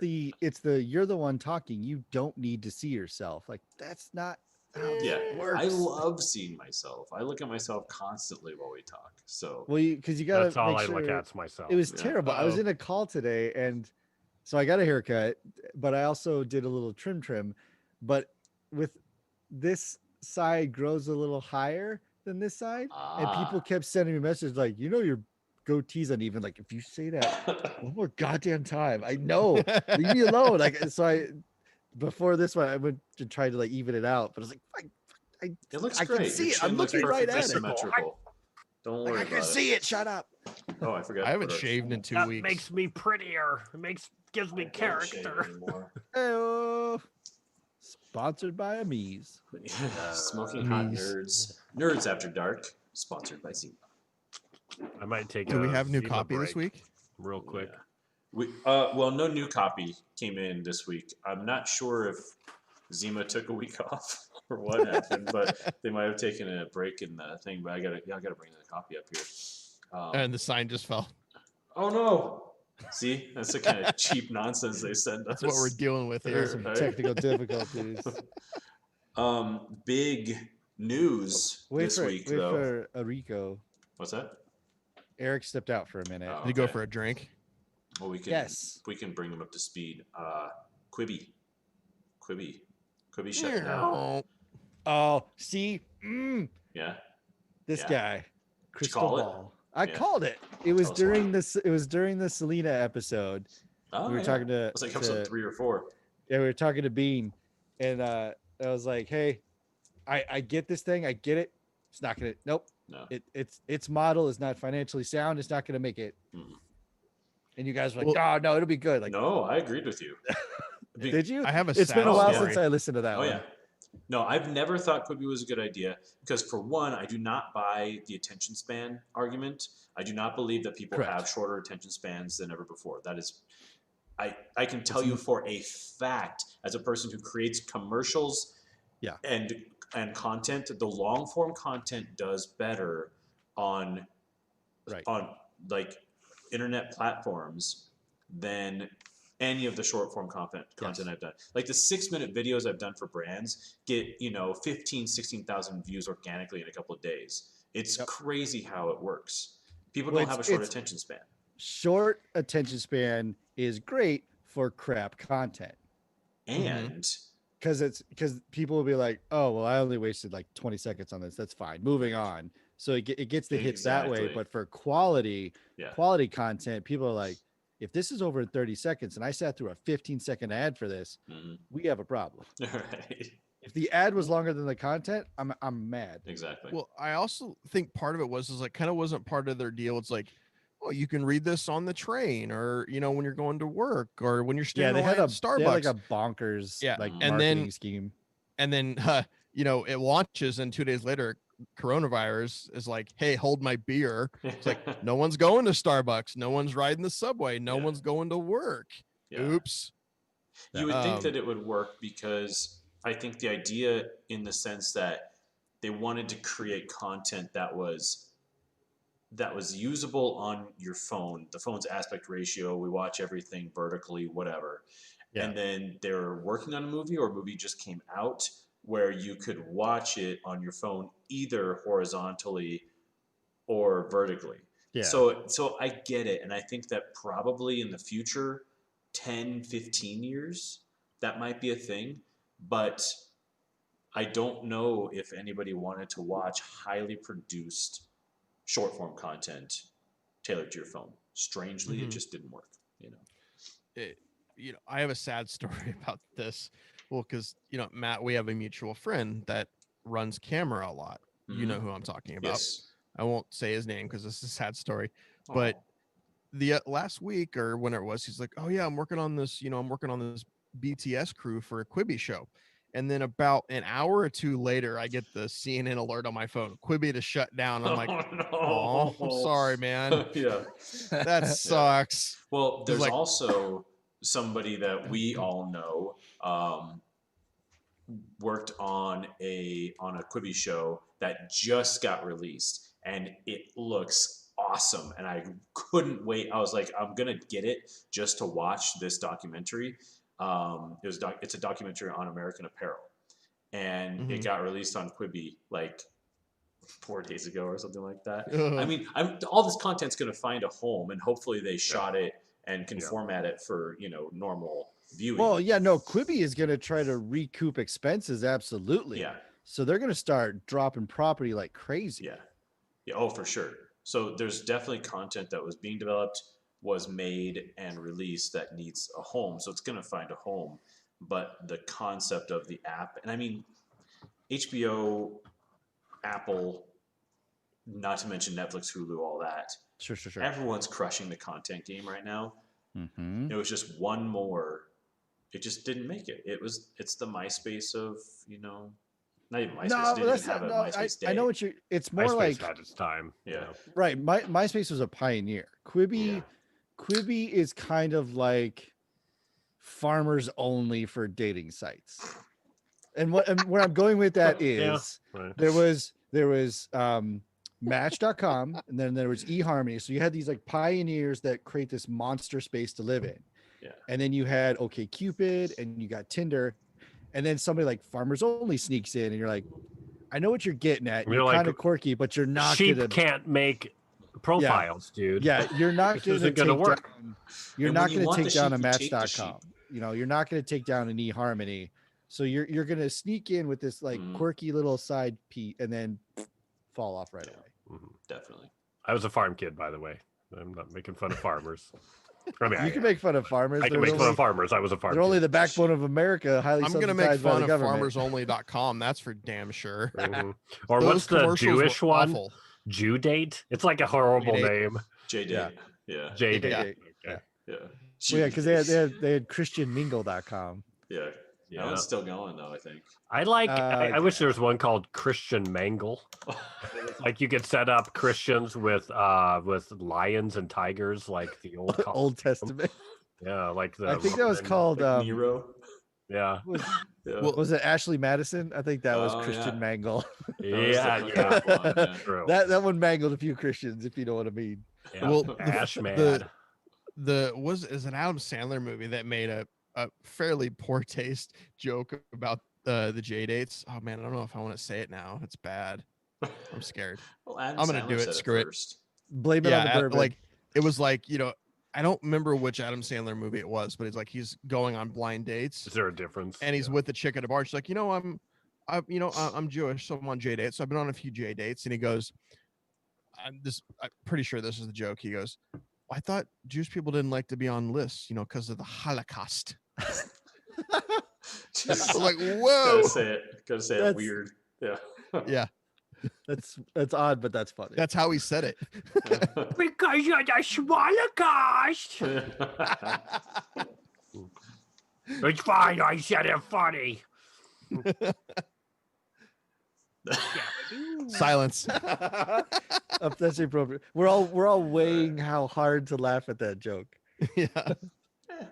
Wait. Was that the one with was it Just Go With It with Jennifer Aniston?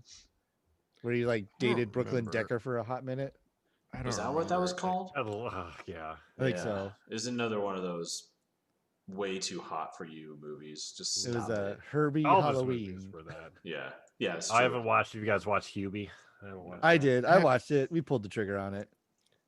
I It's haven't not- watched like it's the last not 10 great, Sandler movies. But it's not terrible. Oh yeah, there was a headline that was like, "Hey, this isn't the worst Adam Sandler movie," and I was like, Yeah. "Okay, well, I don't know. That's, I mean, was not exactly a all it selling has to be point. is not Jack and Jill, Right, exactly. which Really? is really easy to not be Jack and Jill. Or the I cobbler. could make I didn't see that. way better than Jack and Jill, and I don't know what the hell I'm doing. Yeah, I'll make a better Jack and Jill with fake Muppets. So Kermit and Mermit. we were talking about news of the week tomorrow. Mandalorian season 2 begins. Tomorrow's the I'll see you guys in Oh. 2 hours when I watch Mandalorian twice Yeah. back to back. Very Oh, exciting. that's right. But they don't put it all at once. It's Yeah, they Yeah, do. I'm it it's week surprised. by week, right. We were joking about how it would just be smart of Disney to be like, you know what, everybody, 2 episodes. Like, it sucks. They're talking about canceling Halloween. Here's 2 episodes. Yeah. You're welcome. yeah. That'd be like logistically nightmare, but like business wise, that's a classy move. Yeah. They're not gonna do it. It's way Yeah. too late, but that would have been like, all right, Disney. Or the first episode's 2 hours long. Like, Oh yeah, 2-hour-long right. Give us premiere. a super Yeah. episode. Yeah.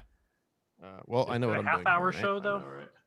It's half It's like a An it's a hour, 40 minutes. fluxing. They still it's do like the hour-ish. 45-minute thing. Yeah. Which is weird because there's no commercials. So, but yeah, I think it's right around. I wonder if that's why like I'm a remembering shorter. Yeah. future-proof thing. Like, well, maybe we'll put commercials in Yeah, eventually. maybe. Oh yeah, I imagine there's some buffer. It's in Disney. We're money hungry. Yeah, I think it's still hard to really for a lot of people making a TV show that they can see there may be syndication to not keep it to some time format. I would laugh if it's like a union thing where it's like if it's under an hour, you only get 1 lunch. Yeah, Oh, that's certainly a thing. Take that, IATSE. Yeah, Brian would know all those rules. Yeah, that's a thing that happens. Yeah, but it's gonna be exciting. not- The trailers are great. I just saw the Yeah. toys. The toys look fantastic. Are they out? Are they out now? Mm-hmm. Yeah. I know You because don't they know? started. They They have started. Mando well, Monday. yeah, they started rolling toys, but a lot of them were just like Cara Dune again and Moff Gideon again, and like they've been very good, just like they were at the first release of the Mandalorian. We talked about this, how they kept the child reveal on lockdown. Mhm. Like there was And succeeded. zero material about that, and then even when it was like this is popular, it took like 3 months for the material to start to rip off the stores. So they've been a really good. Oh, they were way late with the Yeah. with the child. Yep, they But they've been blew doing their a good job golden of like, opportunity. there's no, I didn't see any like Ahsoka stuff. I haven't seen any Sabine Wren stuff. I haven't seen any outside of just like, you already know about these characters, so we're re-releasing these toys. I haven't seen any of the new stuff, and I'm waiting because I think I just got a notification the Lego statue of the child released, so it's in the mail somewhere being Coming shipped to to my you? house. Oh, Yeah. How Did big you is it? pre-order? Oh, I'm a Lego VIP. I mean, If there's anyone who's a Lego VIP, it's you. yeah. So it's I pre-ordered it like a month and a half ago. Wow. Big, And, so little, it's- Come on. It's life size. well, they've got the Yoda one. The Yoda one's it's about this tall. It's like a foot, like 16 inches. Yoda's got a lightsaber, so he's actually like 2 feet tall. But yeah, the child is like a good, I think he's like a foot and some change. But it's slightly animated, so like his mouth opens a little bit and his ears do like have that kind of articulation. And then the kicker is he's holding the little silver ball from the Razor Crest, like that. Oh, Oh, right, nice. the thing he kept grabbing off. knob. The Control, blank stare due to the delay made me really concerned that you guys had no idea what I was talking about. I was thinking about what it was.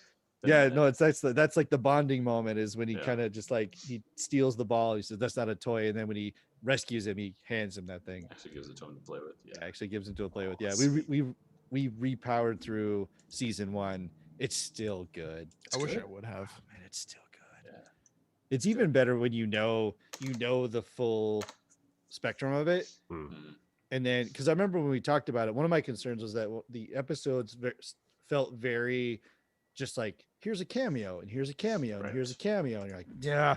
But then they get into like episode 5+ and they roll everyone back in. It's like, okay, so now knowing that that's going to happen, I don't get as anxious in like the first 4 episodes, thinking I'm never going to see these people again. Why do I care? Right. But with It's the all way that bottle it episodes, right? ended, I was concerned because I mean I love the Cara Dune character. Like I think it's a fantastic character, and I love Carl Weathers. So when the first season ended, I was like, I mean, is that it? Is this going to be like almost anthology where they kind of dump the characters and they move on to new stuff? But then, so the trailer was great to see them, going out and kicking butt. in the universe again I together. think I've It's only good. seen the teaser. I haven't watched any of the It's good. later Trailers. I've trailers. stayed Good. away from. I've stayed away from. Once I saw the teaser, I was like, okay, that's. Yeah. Nope, Yeah. not gonna do it. Not gonna do it. Stay away. Yeah. The only stuff I've watched is the like making of business. They had couple videos. So maybe Adam Savage did kind of jumped on the tail end Yeah. of the making of the ship, the Razor Crest or whatever it's called, and how they made a model, and it's like the biggest deal in the world that they made a model and shot Right. it with stop motion, with moving rigs, which is like sad, but also it's like, oh well, good. Well, it's two things. It's good that certain things are coming back. It's kind of like CGI's had its explosion, and now it's like, okay, where do we use it? Where do we maybe not? Now they're back to rear projection, but just with LEDs. That's cool. But yeah, like the model, still hearing how like clunky the process is to shoot a model. You're like, it's going to be a tough one to actually really bring back, I guess, unless people just want the charm of some. I mean, side somebody's going to innovate that. Somebody's going to innovate that process, and some small But breakthrough 3D to help printing them out. certainly helps tremendously. Oh, You 100%. make one thing in CAD or whatever, and you can blow it up and make it any scale you want. Yeah, there was a small tangent.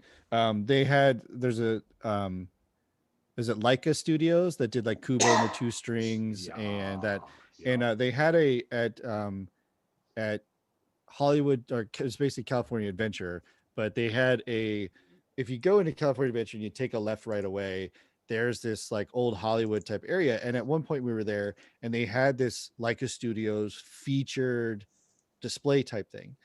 And because I think they did like Coraline and they've done a bunch of movies, Box Trolls and right. Thank you. Bigfoot movie that maybe flopped. Yeah.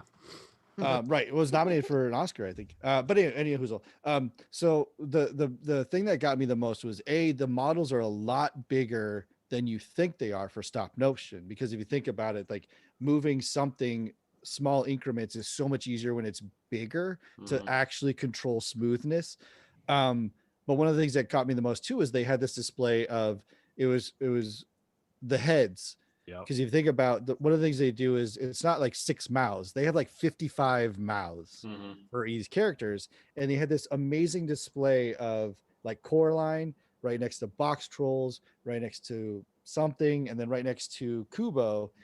And the point of it was when they did Coraline, it was all handcrafted stuff. And then probably like one head, one expression, and like a pop out that they would. They still had pop outs. Yeah, they still the pop outs. Okay. And then it became full heads. Like here's a scream head, and here's a laugh head, and here's a conversation head, and then 3D printing happens, but it's one color, so they still have to paint it. But then with Kubo, the guy's like, 3D printing has gotten so good.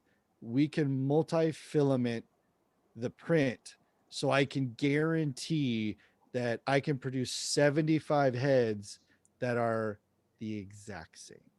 Wow. Like you don't have to worry about paint discrepancy. And it was like, so yeah, that's the type of innovation I'm talking about, is like something is going to come along. And yeah, 3D printing, meaning if I need to knock out 6 Razor Crests, they will look the same. You want like Bobby was heavy-handed with the yellow paint. Like, nope, that's not how that works. Like these will be identical. Right. We build one mega detailed giant thing digitally, and then we can shrink them down. So we have the little ship, we have the medium-sized ship, we have the giant ship. Yep. Yeah. So components. Yeah, that Kubo was like, I saw a thing on that, and like, just seeing how they would we change out the eyes, put these eyes with this mouth, with this whatever, and then they just CGI out the the lines where it all connected together. It's like it's cool. So good, man. It's that merging of CGI and live action. It's a beautiful movie. Yeah. But the reason I stayed away from trailers is, I think we talked about this a couple weeks ago, is that the trailer is 8 episodes cut to tease the entire series. So like I didn't want to watch more and then be doing that, like, well, I'm waiting for this scene. I'm waiting for when does this show up? When does this show up? So it's just like, I just You give it to me. I'm gonna be here. Don't worry about that part. I'm gonna be here. I'll lay here. You just put it into me however you like. I'll arch my back a little. Call it that kind of thing. Put a pillow on my lower back. In my mind, I was gonna tag into your statement, Eric, and say, "Give it to me, John Leguizamo," because I couldn't think of Leguizamo? who's the John I'm thinking of who like directs. John Favreau? Favreau. I thought that was I from couldn't think of something. I his was like, name. I don't know what the Yeah. reference is of someone mispronouncing John Leguizamo's name, Yeah. but it's perfect. Two I different imagined people, it bro. existed. I just couldn't think of John Give Favreau. it to me, Lon Leguizamo. But the first person that came to mind was John Lithgow. So that would have been Nope, that's that not wasn't- right That either. wasn't good either. Yeah, give it to me, Johnny Lithgow. Man. I will. Yeah, I don't have a brain John doesn't Lithgow work. impression, but I did start Fargo, the new season of Fargo Yeah. recently. Have you been watching oh, that? that's like a Yeah. 20s or 30s, right? They go back in time. It's way in back? the 60s. Oh. 50s. 50s, 50s, isn't it? 50s, yeah. Yeah. I'm way off. Yeah. I I watched like 3 episodes so far. It's Yeah, good. really, really good. Unfortunately, the Chris Rock is probably the weak link in a lot of ways, and I really wish that they would have gone a different direction with his character. I mean, I get what they're doing, but I mean, what was Idris Elba just not available? Like, what's Yeah. the deal? You know, it's like it would have been a totally different show with that, because he's definitely the weakest actor, without a doubt. He's great with everybody. I mean, the chemistry is great, but yeah, you just kind of like I don't always Someone buy never it. said Chris Rock's performance was, Yeah, right. Yeah. just never heard that. Yeah. But when he's on screen with somebody like clearly a higher caliber actor, it's just really obvious, you know. But beautifully shot, well acted overall. It's a great show. Yeah, I have not seen any of that. And I think what's funny to me is I remember when the movie came out, Mhm. I hated it. Really? Well, no, so I think Fargo was my first introduction to the Coen brothers. Mhm. Oh, okay. So if you don't know what you're getting into, Well, it's 1996. That's not like prime time for us to be fair. watching a Coen brother movie, you know. right, fair. Yeah, I if also- you didn't have someone who was like Raising Arizona, here you go. Then Yeah. you- But I Yeah. also that's my wife. I also have family that lives in that area. Mhm. So it was like, this is It's not funny. It's not funny to me. Yeah. right. Yeah, You're 'cause just I- making fun of these people. Yeah. It's But- Hollywood making fun of. But again, in 96, I was 16 years old. Mm. So let it slide. And then in Right. You weren't ready. rewatchings, it's super good. Mhm. Yeah, in rewatchings, it's super good. The show, I think it's just because it's not, what is it on? It's not on a standard. FX. FX.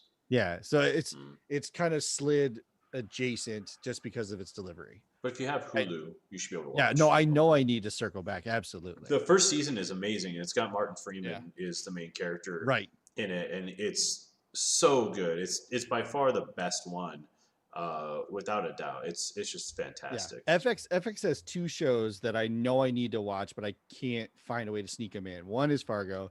The other one is American Horror Story. Mhm. And it's like, I Which- know that's where they are. First But season I I- liked. Well, I watched want to some of the watch it Witches one. because I think what they've done, keeping a linear storyline but jumping genres, is interesting to me. And I think it's interesting enough that even if a season is bad, it'll still probably be okay. Of American Horror Story, you mean? Yeah. I don't think the storylines. No, it's They're not linear, but loosely it's connected. Is Right, it it's- connected? yeah. It's anthology. loosely, yeah. Oh, I wasn't Are they? paying attention then. I thought it was anthology. I mean, I've only watched like maybe three seasons of it. Yeah, They they're did, like- anthology, but is there some overarching feeling? Yeah, that's the they did same like I didn't universe. notice 3 that. seasons, don't and know. then all of a sudden they're like, "Oh, surprise! These are connected." Hmm. Oh, And yeah. Right. So that's Gotcha. why it's, and it might be one of those things where subconsciously it's like, once I hear that, then I'm like, well, I'm just gonna wait till you're done. Mm. It's And then that it's way- different enough though. Like Freak Show was it Freak Show, which was the one that was at Yeah, the That's circus. one of Kathy them, yeah. Bates. Yeah, it was really good. You could just watch that, in of Oh, okay. itself. You can same thing with Fargo. You don't need to watch it linearly or Okay. anything like that. But I would definitely the first season is pretty off the Fantastic. charts. Yeah, because he got nominated for a Golden Globe, I think, Yeah. for that, Mhm. which put it again on that like mental radar. Yeah. Like at And I some point, I think- need to circle back on this. I think I he was think- given a golden ring for it. I think he stole a golden ring. That's true. That's Yeah, stealing. He found it in the dark. I say he deserved it. Other people say he stole it. The golems of the world will say something else. I think the first season is the most Coen brother-esque. too. Yes, definitely. Second season is up there too, but yeah, Yeah. first season. Second season is Ewan McGregor, right, playing two characters. Yeah. Yeah. Does So- does the first season of Fargo, where does that live in the movie world? Is it like in the same timeline? It doesn't really. It's doesn't? Okay. modern time. It's just More it's the inspired now. by. Yeah, that's the Gotcha. whole idea. Is it's all inspired by the Coen Brothers thing. Noah Hawley, who wrote it, I think he's written all 4 seasons, just like wanted to write something that was sort of like in the universe, basically, of Fargo, and it all has a little bit of an attachment to Fargo because the movie Fargo doesn't take place in Fargo. Nothing happens in Fargo. It's just the bad guys come from Fargo. It's where they get the car. It's like not even a thing. And that's what's great about the show is that none of it takes place in Fargo. It's just kind of in and around. Just the that. name. It's the Midwestern vibe is really all it's going for. So Mhm. yeah, definitely worth a look. Brian, do you have any free time to watch anything, or are you just heads down on Project X? Here and there, like I've watched a little bit of Fargo. Like I got up at 6 this morning to make sure I could watch Idiocracy. It's Nice. that's most of the time it has to be fairly planned. Mhm. Yeah, like I have this. There's a movie that someone wants me to do a complete recut on, but they want me to watch the original cut, and I've been trying for 3 weeks to get to that and just haven't. Of what? It's a feature they want. They want someone to completely recut, Oh wow. and they want me to watch it. I I think mean, if they you want me need to. notes, just Yeah. Yeah. I think they want me to watch it, and kind of give my thoughts on it and what it needs. I think that's like the interview, and I just haven't been able to get to it. Is it an indie or? Yeah. Anyone I know? Probably not. Okay, good. So yeah, it yeah, but I haven't got to watch very much. Like what else? We've been watching The Vow. We've been keeping up with that. We've been able to figure out how to like squeak that in. What else? Road We- Rules, The Gauntlet, the usual. Yeah. I started watching that The usual. true crime series Wilderness of Error on FX or FX on Hulu, I guess. And it's some of the like reenactment wise, it's some of the best I've ever seen, but like the story is like kind of like, can we get to it, please? Mhm. Yeah. interesting. Two all around. Other than that, I haven't watched a whole lot of stuff really. It's been watching the inside of your computer. Pretty much been sitting at this freaking machine that I hate. Mhm. Hate but love, but hate but love. Yeah. No, hate. Hate but need. Yeah. Yeah. And Natalie had Happy Death Day on the other night, and I was kind of like watching it and working, and kind of watching it and working. That I think there movie's need fun. to be more spin-offs on the Groundhog Day concept. Yeah. Yeah, I like That movie was more fun than it should have been. yeah, it's a much better movie than it deserved to be for sure. Did they It make a kinda took me sequel? by surprise. They did. The sequel is bonkers. It like yeah, the it's sequel looks a like something I left need to turn. watch. yeah. It was You good would like too. it. It's wacky. Yeah. It's fun. It's not original at all. They kind of they take an existing concept, but it's fun. There's funny. It's good. I want to do that concept with like Satan tempting Adam and Eve, and he just keeps failing, and it takes forever till He just keeps goes. blowing it. Well, like Eat maybe he just keeps going to Adam, and it just doesn't work, and then he's like, "Oh, I need to go to Eve. Let me try that." That would be a really mean joke if the first time it goes to Eve, it works.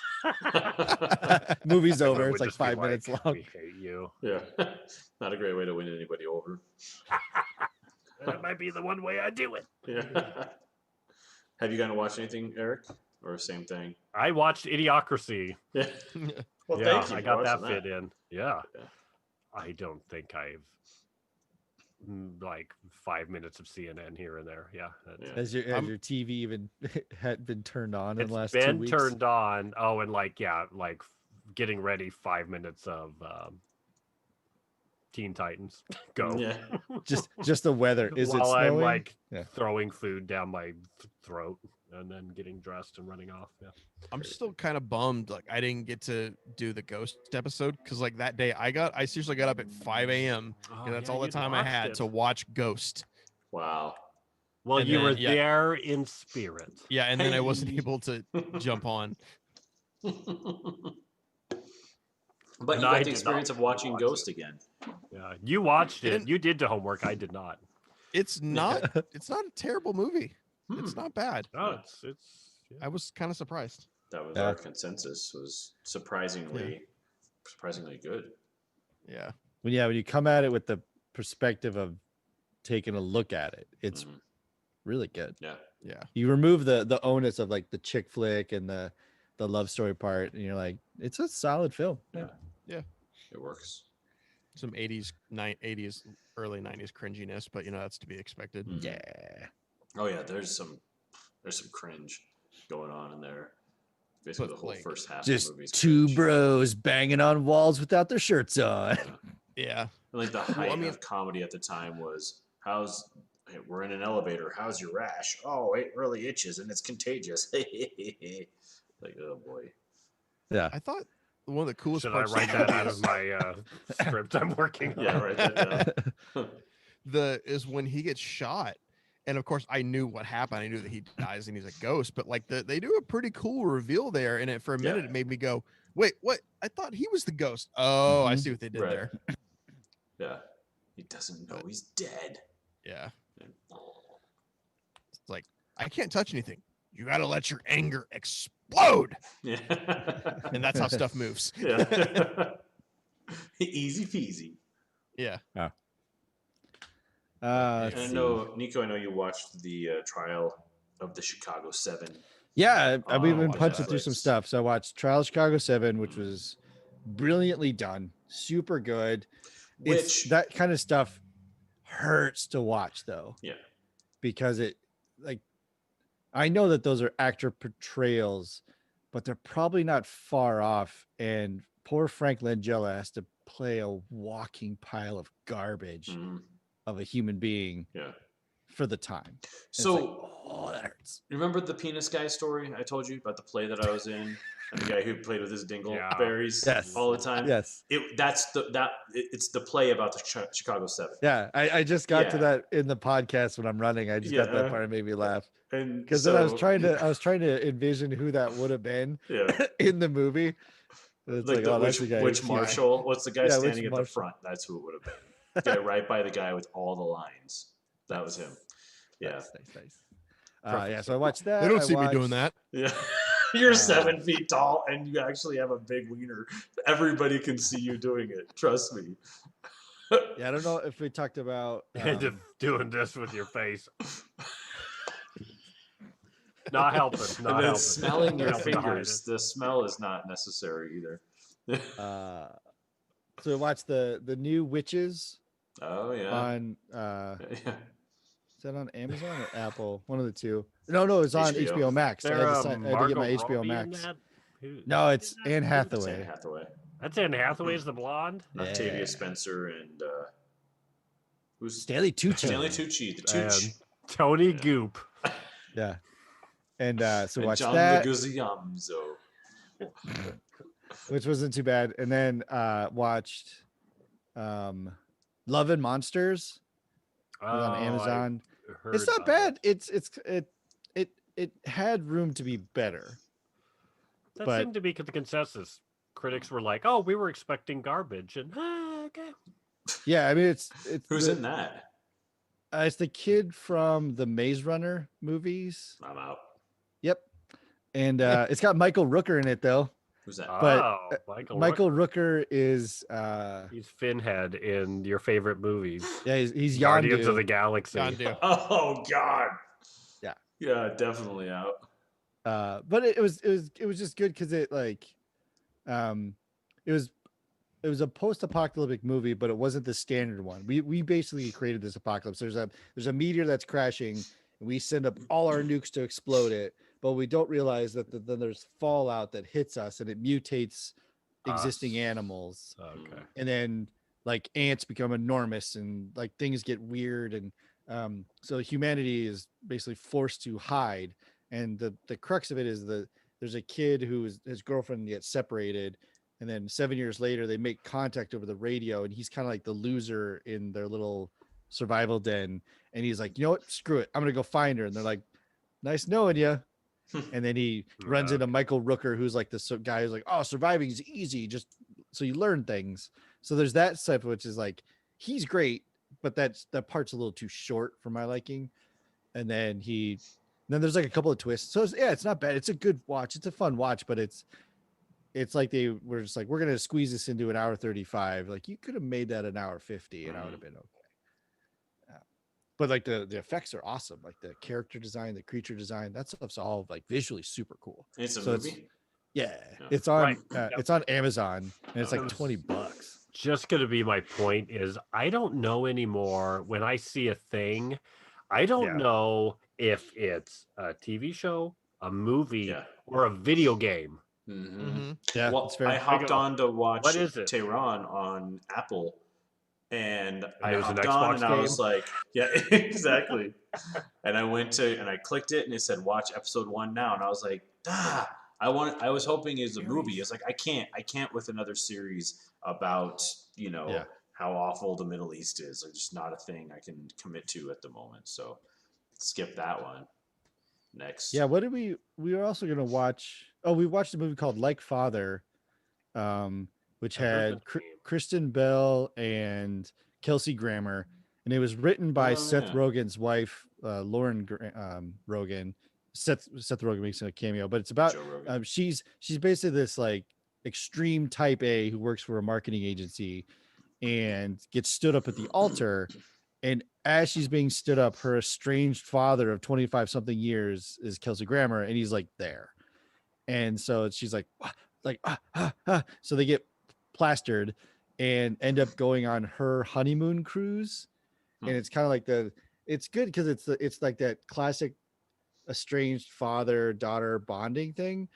But as we were watching it, the question was like, so what? Cancer? Like, what are we working on here? Like, what? Why is he back? And that's not what it is, which is nice. I mean, there's a reason, but it's not like that standard, like, oh, I'm dying and I just wanted to see you before I pass kind of thing. He's an alien and he has to go back to it's Cocoon 3 and yes. So it was good. I mean, it was really well written and really, really, really funny. And it came out I think 2018 or something like that. Nice. So it's great. Kristen Bell's really good. Yeah, it's a little old. Really funny because it's popped up that name and I go, huh, what's that? And yeah, it snuck in. 2 years old. I'm trying to remember. I think it was part of we watched something and it's like people also liked, and that's how it snuck in. I think I'm gonna do a Dexter rewatch since there's a new season coming. It's coming up, yeah. Not that long ago, I watched the pilot. I mean, first season's rough, man. Yeah. It didn't have its footing. Story wise, great, but it was back before Showtime had any money, and so they're not paying anybody but Michael C. Hall. So it's rough. Yeah. The production value got way better as that show went, for sure. But I think I'm gonna do it, like, because they say that. Because the original showrunner left after I think season 4 or something, and he's the one doing the new series, and he's basically like, yeah, we're gonna ignore a fair amount of that. Really? So apparently just gonna ignore how the show ended, and I think he's just gonna like a couple of like last seasons. He's like, yeah, we're not doing that. So I kind of want to watch it because I'm curious to see like what they do. Yeah. Where the pickup, where the divergence is. Yeah. So what did you? How did you like the show? Did you like it a lot? Oh I'm yeah, fine for I it to love be ruined. I don't know how it ends, but I'm okay if I hear how it ended Right. right now. If they're gonna, I love the show. The ending didn't like polarize me as much as I know some people are like, oh my god. I'm like, Mhm. it was fine. But there's definitely some things I'm like, oh my, really? But Yeah, because Deborah dies, yeah. and Alf shows up. Alf shows up. Aliens. I mean, it was a pretty good write-in, but yeah, it's still a Deborah. little bit of a A stretch. bunch of people just they knock off a couple people. They discredit some people, and then Dexter is like he just moves to Montana or some shit. Well, yeah, grows he a beard. he takes her body out in the boat and during a hurricane and like drives off towards the hurricane. You just assume he dies in the hurricane. Then he's like a logger Mhm. somewhere. Yeah. But yeah, for what I read, they're just gonna ignore that. Yeah, So he was felt it did the you guys John Lithgow season? Did you like that season? Trinity? Hell yeah, yeah. that was I That think was like good. the best. It was Yeah, so Well, good. there's like there was was the peak. Trinity and the guy the season before it's because Trinity was Yeah, season Jimmy 4 and season Smits. Jimmy Smits was awesome. Well, season 2 is was it Lila or whatever her Yeah. name was? I mean, the first 4 seasons were brilliant, were Yeah, unreal. I think That's that's when the original showrunner left. But what makes me curious is I remember when the show ended, the original showrunner like he posted online, it's like, well, this is how I was gonna end it. And it was basically the end of the show was basically the show was Dexter's life flashing before his eyes, and the end of the show is he's on the lethal injection table. Oh wow, Oh wow. Yeah. nice. So I was like, I'm curious what he's gonna do. Yeah. I mean, there's so Yeah, many that show- He's great gonna ways to kill do it. himself and chop himself That up show and throw suffered from himself. that. There was that time period when like these monster shows were happening and they didn't know how to end them. Yeah, Oh yeah, yeah. So it was because especially when everyone was like, are you watching Dexter? Do you watch Dexter? You watch Dexter? You watch Dexter? And then they're like, we're gonna end it. And everyone's like, and then the theories start to build out and people have these huge expectations and they're just like, whoa, God. yeah. What do we there's a hard string of really bad like series ending Mhm. shows that you're just like either gonna do great or you're gonna do terrible or you're just gonna be like, I mean, how many shows though? When you think of all the great shows throughout the history of television, that you go, man, that last episode. It's never about the last episode. It's Yeah, always it's the very, journey, very and then rare. at the end, they're like, "Oh, they got to finish it." Meh. Everyone's disappointed because it doesn't live up to the giant body of work that it was. Yeah.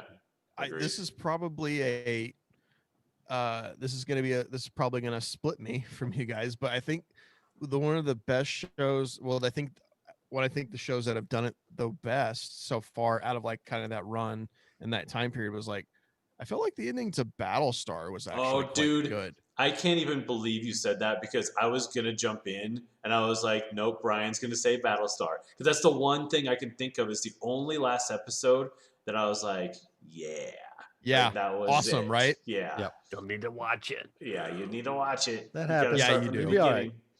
Where Yeah, I remember. that's where I Yeah. saw it going. So it wasn't like not like I guessed it, but it's what but I was just like, oh, wait a second. Yeah. This isn't the future. So that's where I started to go, whoa, boy. And then when it ended, I was like, yes, perfect payoff. Yeah, I remember watching it. I actually remember clapping. I was like, finally, a freaking show that can end properly. Yeah. 2 minutes. Yeah. Yeah. What do you I'll be think? back in 2 minutes. Don't hang up. And it's not even just a fanboyness, because I was just a freaking fan of the show. Like the show was just so good, and so it was one of the few that I've ever watched that pay off. They pay off your journey, because Game of Thrones didn't pay off your journey. Dexter didn't, because when you just have kind of Game of Thrones type thing, when you just have all the characters just turning on each other and just killing each other and stuff, like you're not paying off their journey and that investment that you've put into this show, Right. Especially when it's kind of, the feeling of, oh, we've had this journey and we got to wrap it up. And oops, we didn't know what that was from the start. So we didn't we didn't move the chess pieces where we needed to so that it feels natural. Yeah. Yeah. I mean, the obvious horrible job is lost, but but yeah, that was the only one I can think of, like those big high concept shows that like, well, fucking done, you know? But Yeah. Well, I think that's why maybe anthology works so well for the audience yeah, nowadays, is because you don't have to worry about that. You just, Right. if it does end, it ends. Like I loved how The Haunting of Hill House ended. That was a great series end, but it was also great because you're never going to see these people again. And it was one season, so it's moving on. You know. oh, The speaking of that, payoff doesn't have to be giant. Yeah. I forgot, we in like 2 days we binged. I actually had a weekend. We binged Haunting of Bly Manor, the kind of sequel Yeah. anthology The series. anthology thing. How'd you feel about it? Yeah, no, No, no, really? no, Yeah. not good. Did Elliot do a good job? Was he a good actor? Who? The guy who, what's his, I forget his name. Bless you. Bless your heart. Why are you taking your headphones off to sneeze? Oh, The guy who Elliot from played Elliot E.T. from E.T., yeah. He wasn't bad. There was some cool elements, but like the first season was way like Haunting of Hill House was extremely better. Yeah, it was really good. You know, it's I don't know. It's like this season they leaned into the campiness more. Campiness more. Mm-hmm. I don't know. It wasn't as good. You know, and the first one, it was spooky. I don't know if I would know if I'd say it was scary, but there was definitely like jump moments and horror moments. Yeah. This movie, Yeah. it was, I don't know, or this one, I don't know, but Yeah. But to go back to your point about how the anthology model works, is because you don't have multiple seasons to write yourself into a corner. You Right. know, they can just like focus on, no, we're just going to have a really bitchin' season finale, which is also more or less the series finale. Yeah. Exactly. But yeah, Haunting of Bly Manor, like it had some cool things about it. I don't know. Yeah. You know, my favorite part about the Haunting of Bly Manor and the Haunting of Hill House is What? Is the YouTube videos where somebody has gone through it and found all the little hidden ghosts throughout the whole season. I just watch that. I'm like, that's all I want. Yeah. You just watch the ghosts. Because I think that idea is awesome of making a movie about a haunting and then flushing it with spirits. I think that's such a cool idea. That especially when you watch the scenes of when they're talking about how they're spliced in, nothing paranormal is happening. You know what I mean? It's like it's just these things are there all the time, which is in effect scarier than a jump scare. Yeah. When it's like, because there's one in the new season where it's the doll face kid and they're at the kitchen table and you just see his hands come out and grab the back of a chair and move it a little bit and then go away. It's like that is solidly scary, terrifying stuff. It's the little like, stuff. Yeah, I don't need teapots flying across the room. It's just that little like doo, doo, doo, doo, doo, and then go away. You're like, oh, so creepy. Yeah, that stuff's good. I'm not gonna watch the shows. I'll put it out there. So you haven't but watched I will it? watch. Nope, but I will absolutely watch the clip show where they uncover all the ghosts. Yeah, because the Hill House idea is worth a is watch. Yeah, the first one's great. Oh yeah, yeah. I may circle Bly back Manor, again. It's on the list. It's on the list of things to circle back around on. The other part with that too is it's that is definitely a October watch. I guess I'm not going to watch that in May. Right. I'm not going to be in the mood to watch anything like that in like May. So it's definitely an October watch. I watched Hill House in November before Thanksgiving. That still felt relevant. Fall. I mean, fall is what I'm getting at. Not Christmas. Not necessarily. Yeah, exactly. Right. There some certain things are specifically seasoned. Yeah.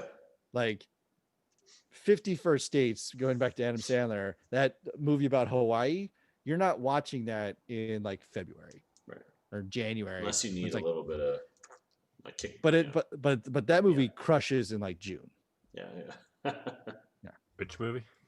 51st movie Dates. can crush. We've been talking about 51st Dates this entire time. Oh. Yeah.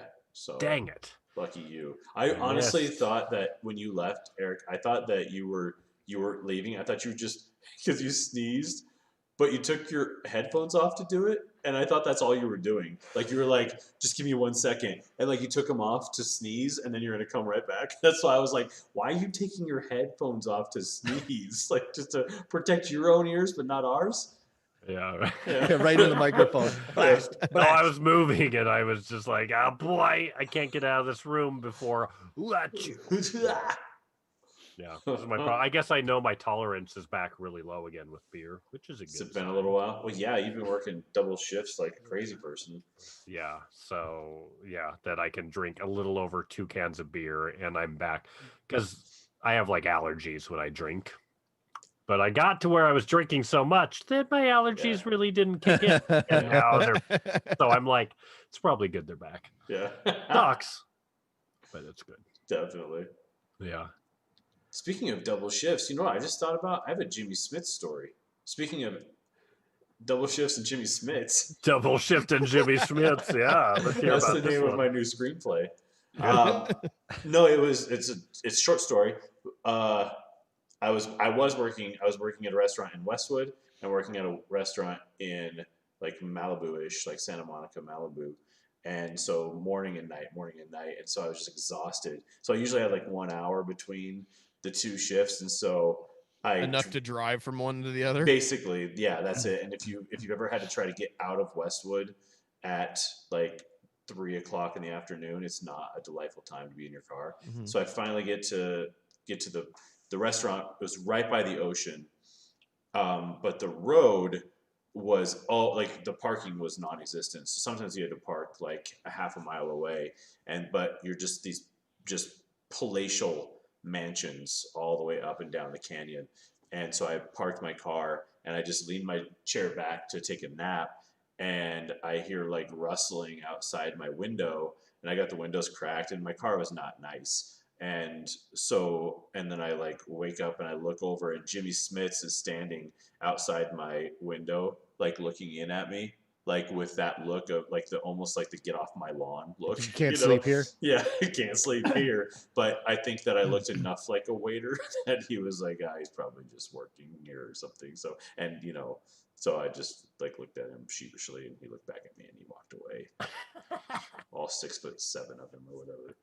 So That's really funny. that's my Jimmy Smith story. It's like, you don't belong here. But I did want to be like, I love you and Dexter. Yeah. But he probably hears that all the time. What's oh god, I would have like thrown out a LA Law reference, just to, like make that no one else would have any clue. I heard Corbin Burnson was a dick. Yeah.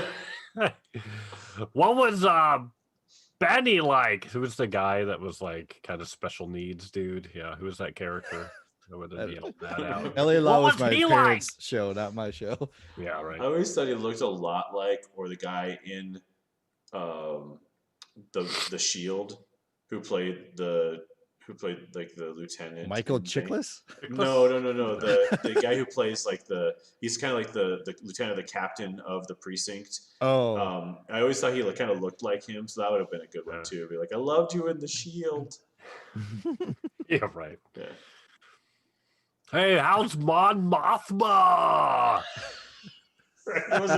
He wasn't Star Wars yet. Oh wait, yeah, he was.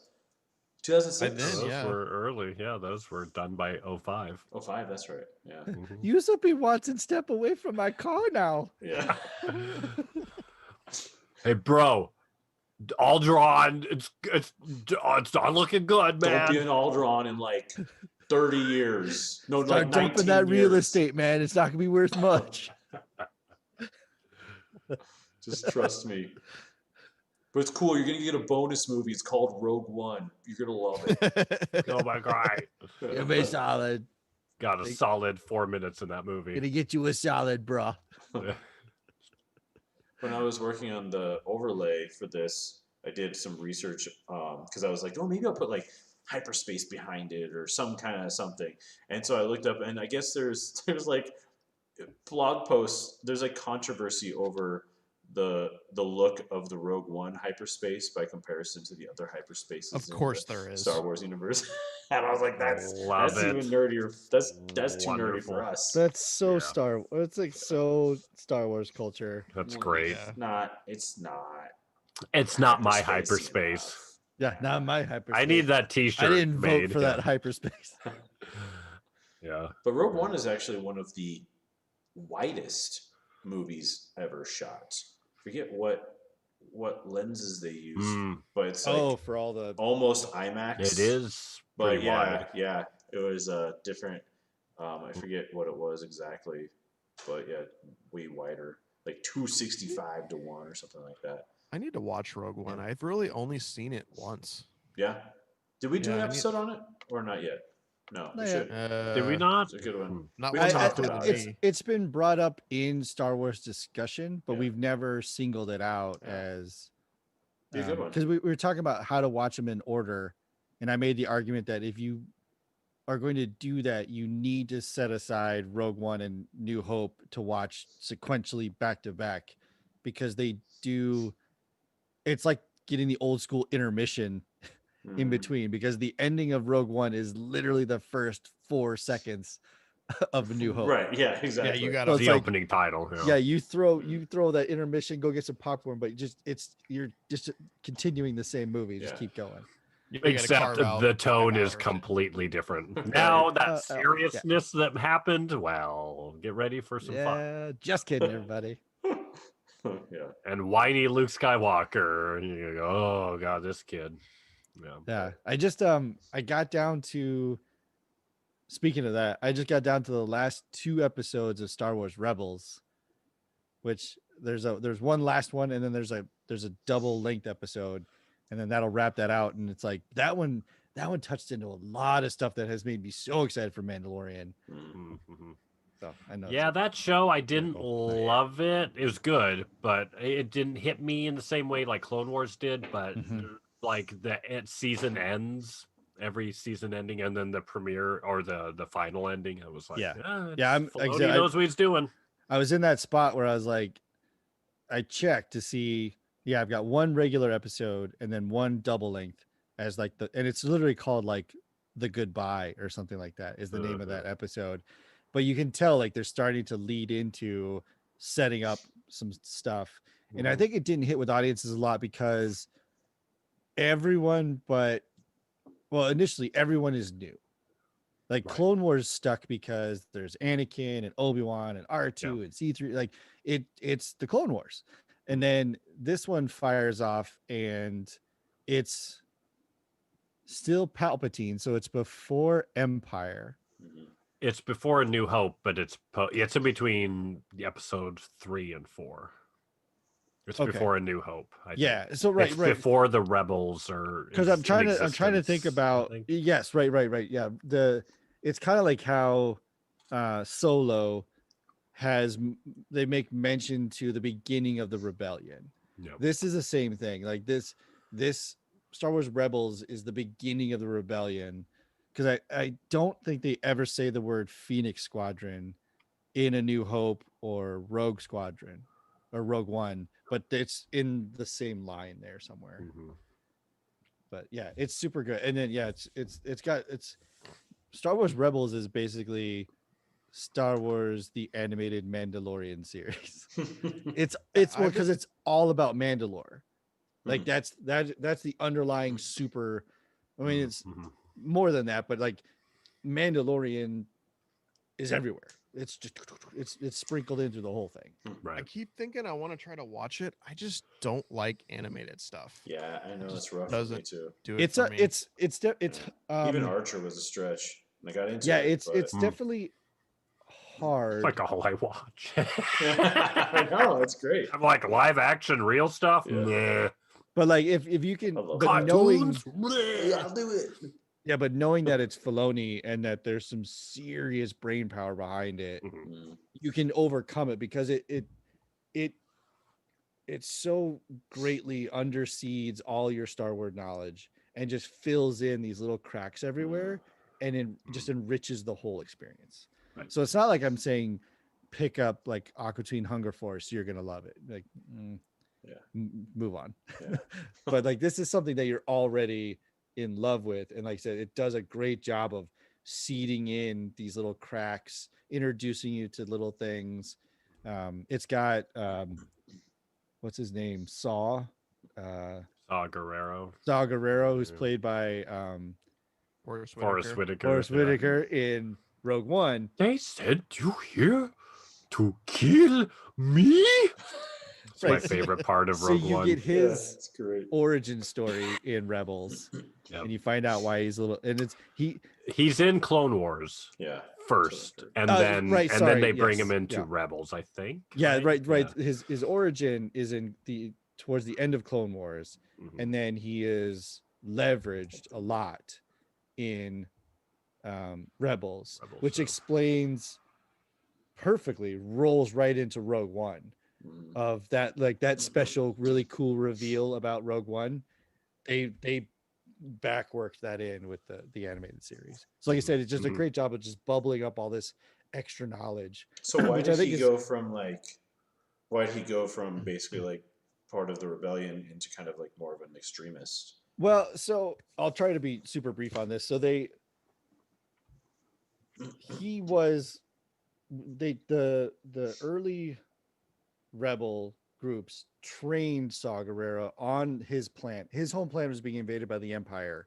So it's kind of like By the Separatists. I mean, it goes way back to Clone Wars. yes, sorry, So right, it's right. Separatists have invaded, so the Republic is helping to train to take back their own planet. I've been Gotcha. it's blended Sorry. because no, you're good. That's it's the original. Yeah, right. I forget that the difference is that in Clone Wars it's Republic and Separatists. Yeah, and Republic Rebels, good. Right, and Rebels is Empire Rebellion. So there's that swap there. And Mhm. so in Clone Wars, right, his plan is invaded by the Separatists, and the Republic comes in and trains them to overdo it. But in doing so, it's not him who's the leader, it's his sister. His sister gets killed. Mm. So then he's on this like, bah. But then in Rebels, he is on essentially this holy grail quest of, he got information that that the Empire is really into some form of Jedi history, which is the capture and manufacture of the Kyber crystal, which is being used for the Death Star. Mhm.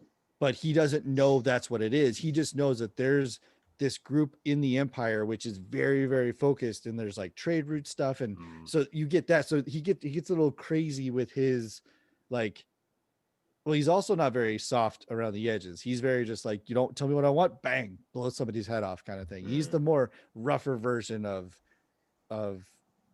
like a guerrilla anarchist, if you will, like a guerrilla rebellion. He's the rough edge, Which they kind of all are. And even in Rogue One, it's kind of like, oh no, but the rebellion wants to try to not be so much that. They want to try and he's show like, that they no, I'm have killing virtues. everyone. Yeah. So he's definitely got a rougher edge, because it's a rougher edge, but it's a little bit more explained in the fact of like, he knows that what they're doing is a little bit more serious than what everyone's kind of lending credence to. He knows that what they're doing is a really big deal, and it's really important that he stops it, and that's his only mission. So he's very driven. Yeah. But they don't show him getting like blown up too much or whatever, so you don't know why he's like half robot or so. And I haven't finished the last two episodes, so I doubt that happens. But I don't think there's a transition in there. Yeah. So it's just like, but like I said, it's just that little bubbling.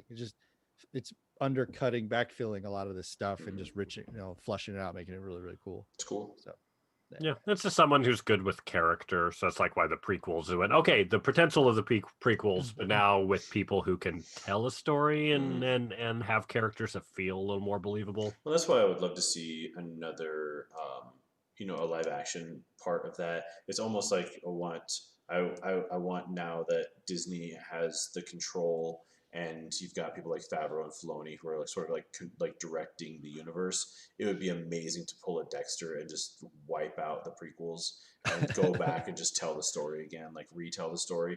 I don't know if it'd be better, because I mean, we have our issues with the last three movies, obviously. But I think they kind of fumbled those. Yeah, but I also think that those were fumbles because they were trying so hard to play it safe, whereas there was really nothing safe about The Mandalorian. I mean, J.J. Abrams was a super safe choice. And and then Ron Howard and all this kind of stuff, just like too many safe choices.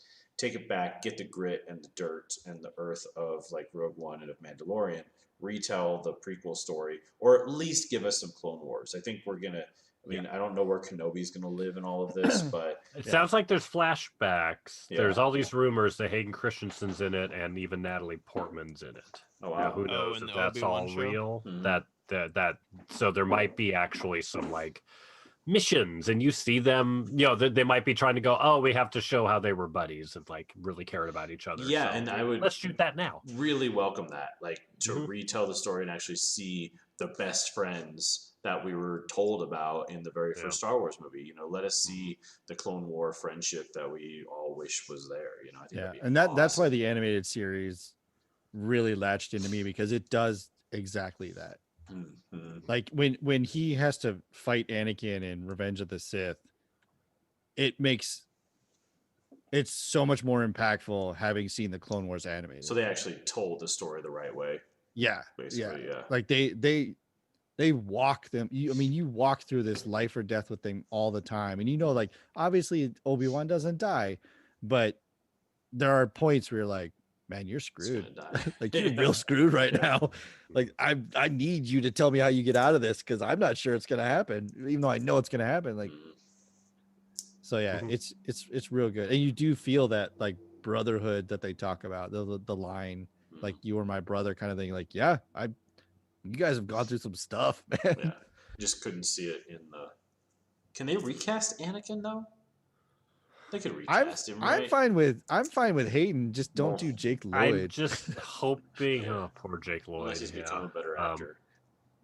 Because he's Yeah, terrible. that guy I mean, went he's just way legit. off the rails. Yeah, No, I mean, it's the Hayden age. Christensen It's will. the age. It'll be curious with probably much better written Maybe. content Yeah, for him, that's true, hopefully, yeah. and then help from a director that can really kind of help it. Yeah. I think he could be much better, certainly. Yeah, So I think he good. just suffered from like being kind of stranded Yeah, maybe. and then being hung out to dry. Now, I don't think he's amazing. Like, if he was amazing, he would have somehow shown something past it. So Yeah. I'm not saying he's amazing, but I'm saying I think he can be fine. Yeah, he's not You like could do he's okay not with like a a, good script and a a director. Daisy Yeah. Ridley find. Yeah, like he would What are you be. talking about? She's awesome. No, that's what I'm saying. Is like he was supposed to be like I'm the semi unknown. This is gonna be my platform. Oh, I see. I'm gonna be huge, Yeah. and it didn't work. Same thing with Daisy Ridley. They're like, well, we're gonna give this a shot, and then she crushed it. Yeah. And you're like, okay. Would have made a big difference if he crushed it. But there were some lines, man. I guess That's the thing, man. if you have to say things that he had to say, Natalie Portman pulled it off.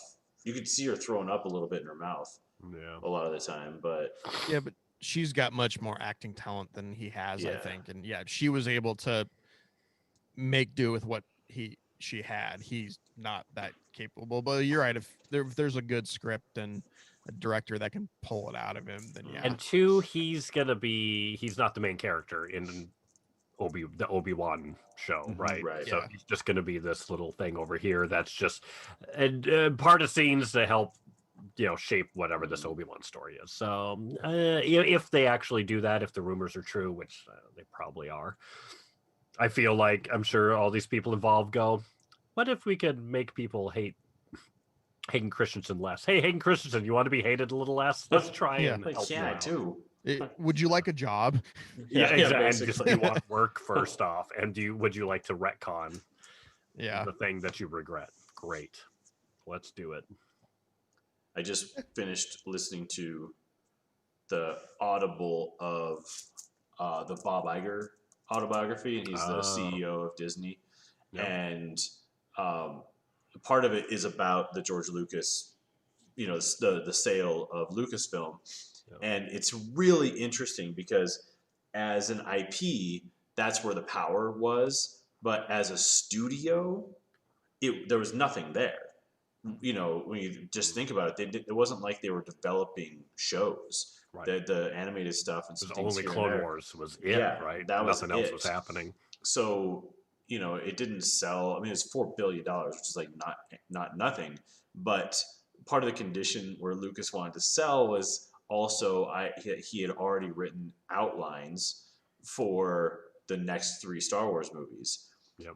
Which Disney did not use at all. Oh, yeah. And they entertained it. They were like, "Oh, sure, yeah, Yeah. we'll definitely." It's While the crazy. sale was happening, right? They were like, "Yeah, sure." But the thing is, Let's like, chat. if you created something, so say we all, made a movie together and it turned into the next mythology, and then for the next 40 years of our lives, the only thing we have to show for it is 3 more scripts and 3 outlines. Like, that's bonkers to think Right. that, like, that Yeah. there's that little creativeness, like, going on at Lucasfilm, that he didn't have that.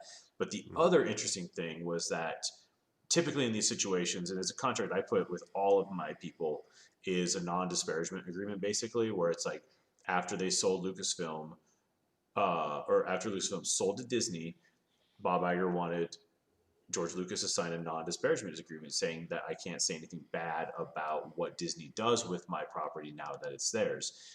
And Lucas convinced Bob Iger to take him at his word that he wouldn't. Well, flash forward like 6 freaking weeks forward, he's on Charlie Rose, and he says that selling it to Disney was like selling his children to white slavers. Yeah.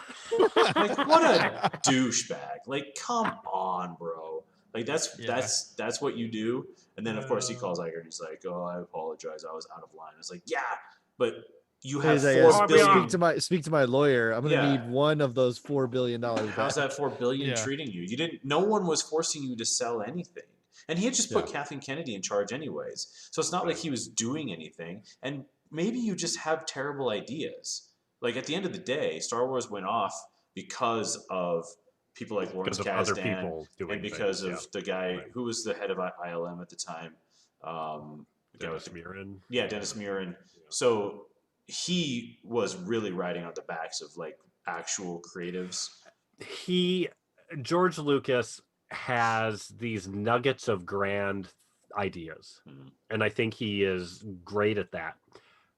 But grand nuggets don't create a great story without somebody else going, okay, how do we filter all grab this 'em down all in? How do we, and so, yeah, Star Wars kind of got salvaged, the original, and then Empire Strikes Back, it was like lightning in a bottle. It all happened to work. Again, he had these little ideas that just worked. Indiana Jones, same thing. He has these nuggets of ideas. There maybe are his to begin with, but boy, you need somebody to massage it, or else you get the prequels. Get Jar Jar. That's what happens when you're not that good. Yeah. You get freaking Jar Jar.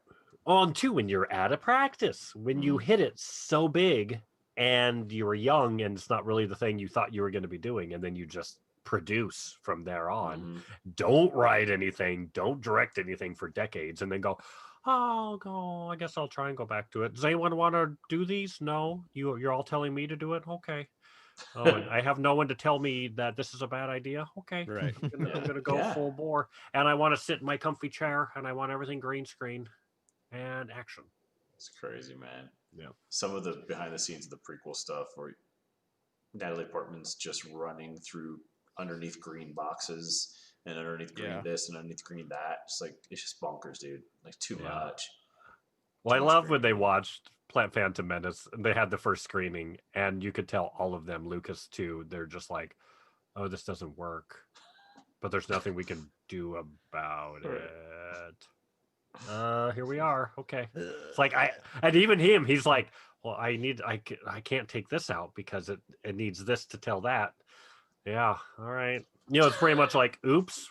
Yeah, just painted myself into a little Star Wars corner. Yeah, they're all just like, all right, cool. That's funny. Here's all these force powers that we're never going to use again. Whee! Yeah. Midi-chlorians.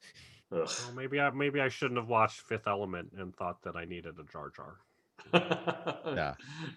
Chris Tucker. Yeah, I don't blame Chris Tucker, but he's the reason for Jar Jar. I am convinced. Yeah. That's awesome. Because Jar Jar was going to be a very different character, and then I'm pretty sure he saw Chris Tucker and went, "Oh, what if he's with a Jedi? That'd be funny." Yeah. What if he killed all the Jedi? That'd be great. And then what if Jedi had to deal with some clumsy oaf? Oh, that's funny.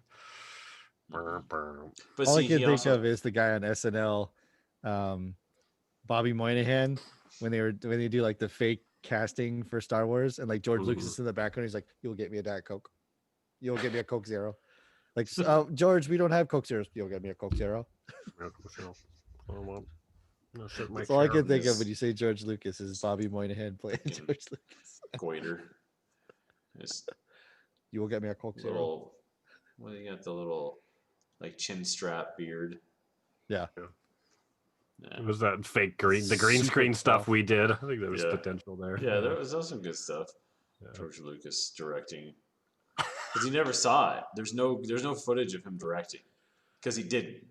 Because he gave him lines. He said had him do the lines, and he's like, "I'm gonna fill everything in later with green All right. stuff." I guess do it again.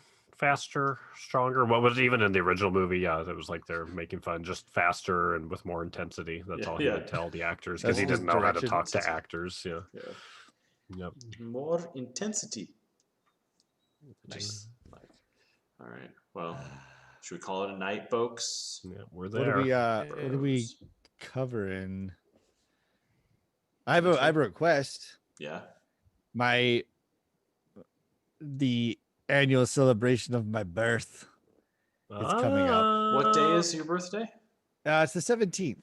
Nice. So we got a couple weeks. Of your glorious. So escape what from do the you womb. want to? Are we supposed? Do we need to watch something? Is it in your honor? biggie? Or are you No, past the biggie? I'm past the biggie. Biggie plus one. Yeah, biggie. Biggie plus one. It's my second favorite rapper. I was thinking it's a quirk movie, but to watch my all-time favorite movie, Gross Point Blank. Oh, all right. I have never watched it. Yeah, it's John got Cusack, right? it's John Cusack, a Minnie Driver, Dan Aykroyd's in it. Aykroyd's It's a quirky little movie. Yeah. And I can go into why it's my favorite when we watch it, but that's just before the 17th. You know what we should do in addition to that is it's not really along the same similar, but Kiss Kiss Bang Bang was on the radar recently. Oh, and I've never seen it, and that was sort of like you've never seen RDJ's. Kiss Kiss Bang Bang? It's a good movie. It's his like resurrection Oh, man. movie, so I would love to like see that again or see that for the first time. So Wait. Oh, I'm thinking of something else. Val Kiss Kiss Bang Kilmer Bang. and- Yeah. and Okay, yeah. Robert I've Downey seen Jr. that. Robert Yeah. Downey Jr. Yep. Yeah, so that would be those would be. We will fun follow that options. up with MacGruber or a Val Kilmer. A Val Kilmer resurrection movie. Yeah. Sounds good. Let's do it. Yeah. So I yeah, do- we don't have to do that next week, but just I feel like Roadhouse is still good to circle for the future. Oh somewhat. yeah, definitely. Roadhouse. what day? Let me All right, see well, we'll when discuss this my offline. birthday Thank you, is. folks, for watching. Thank you, everybody, for listening.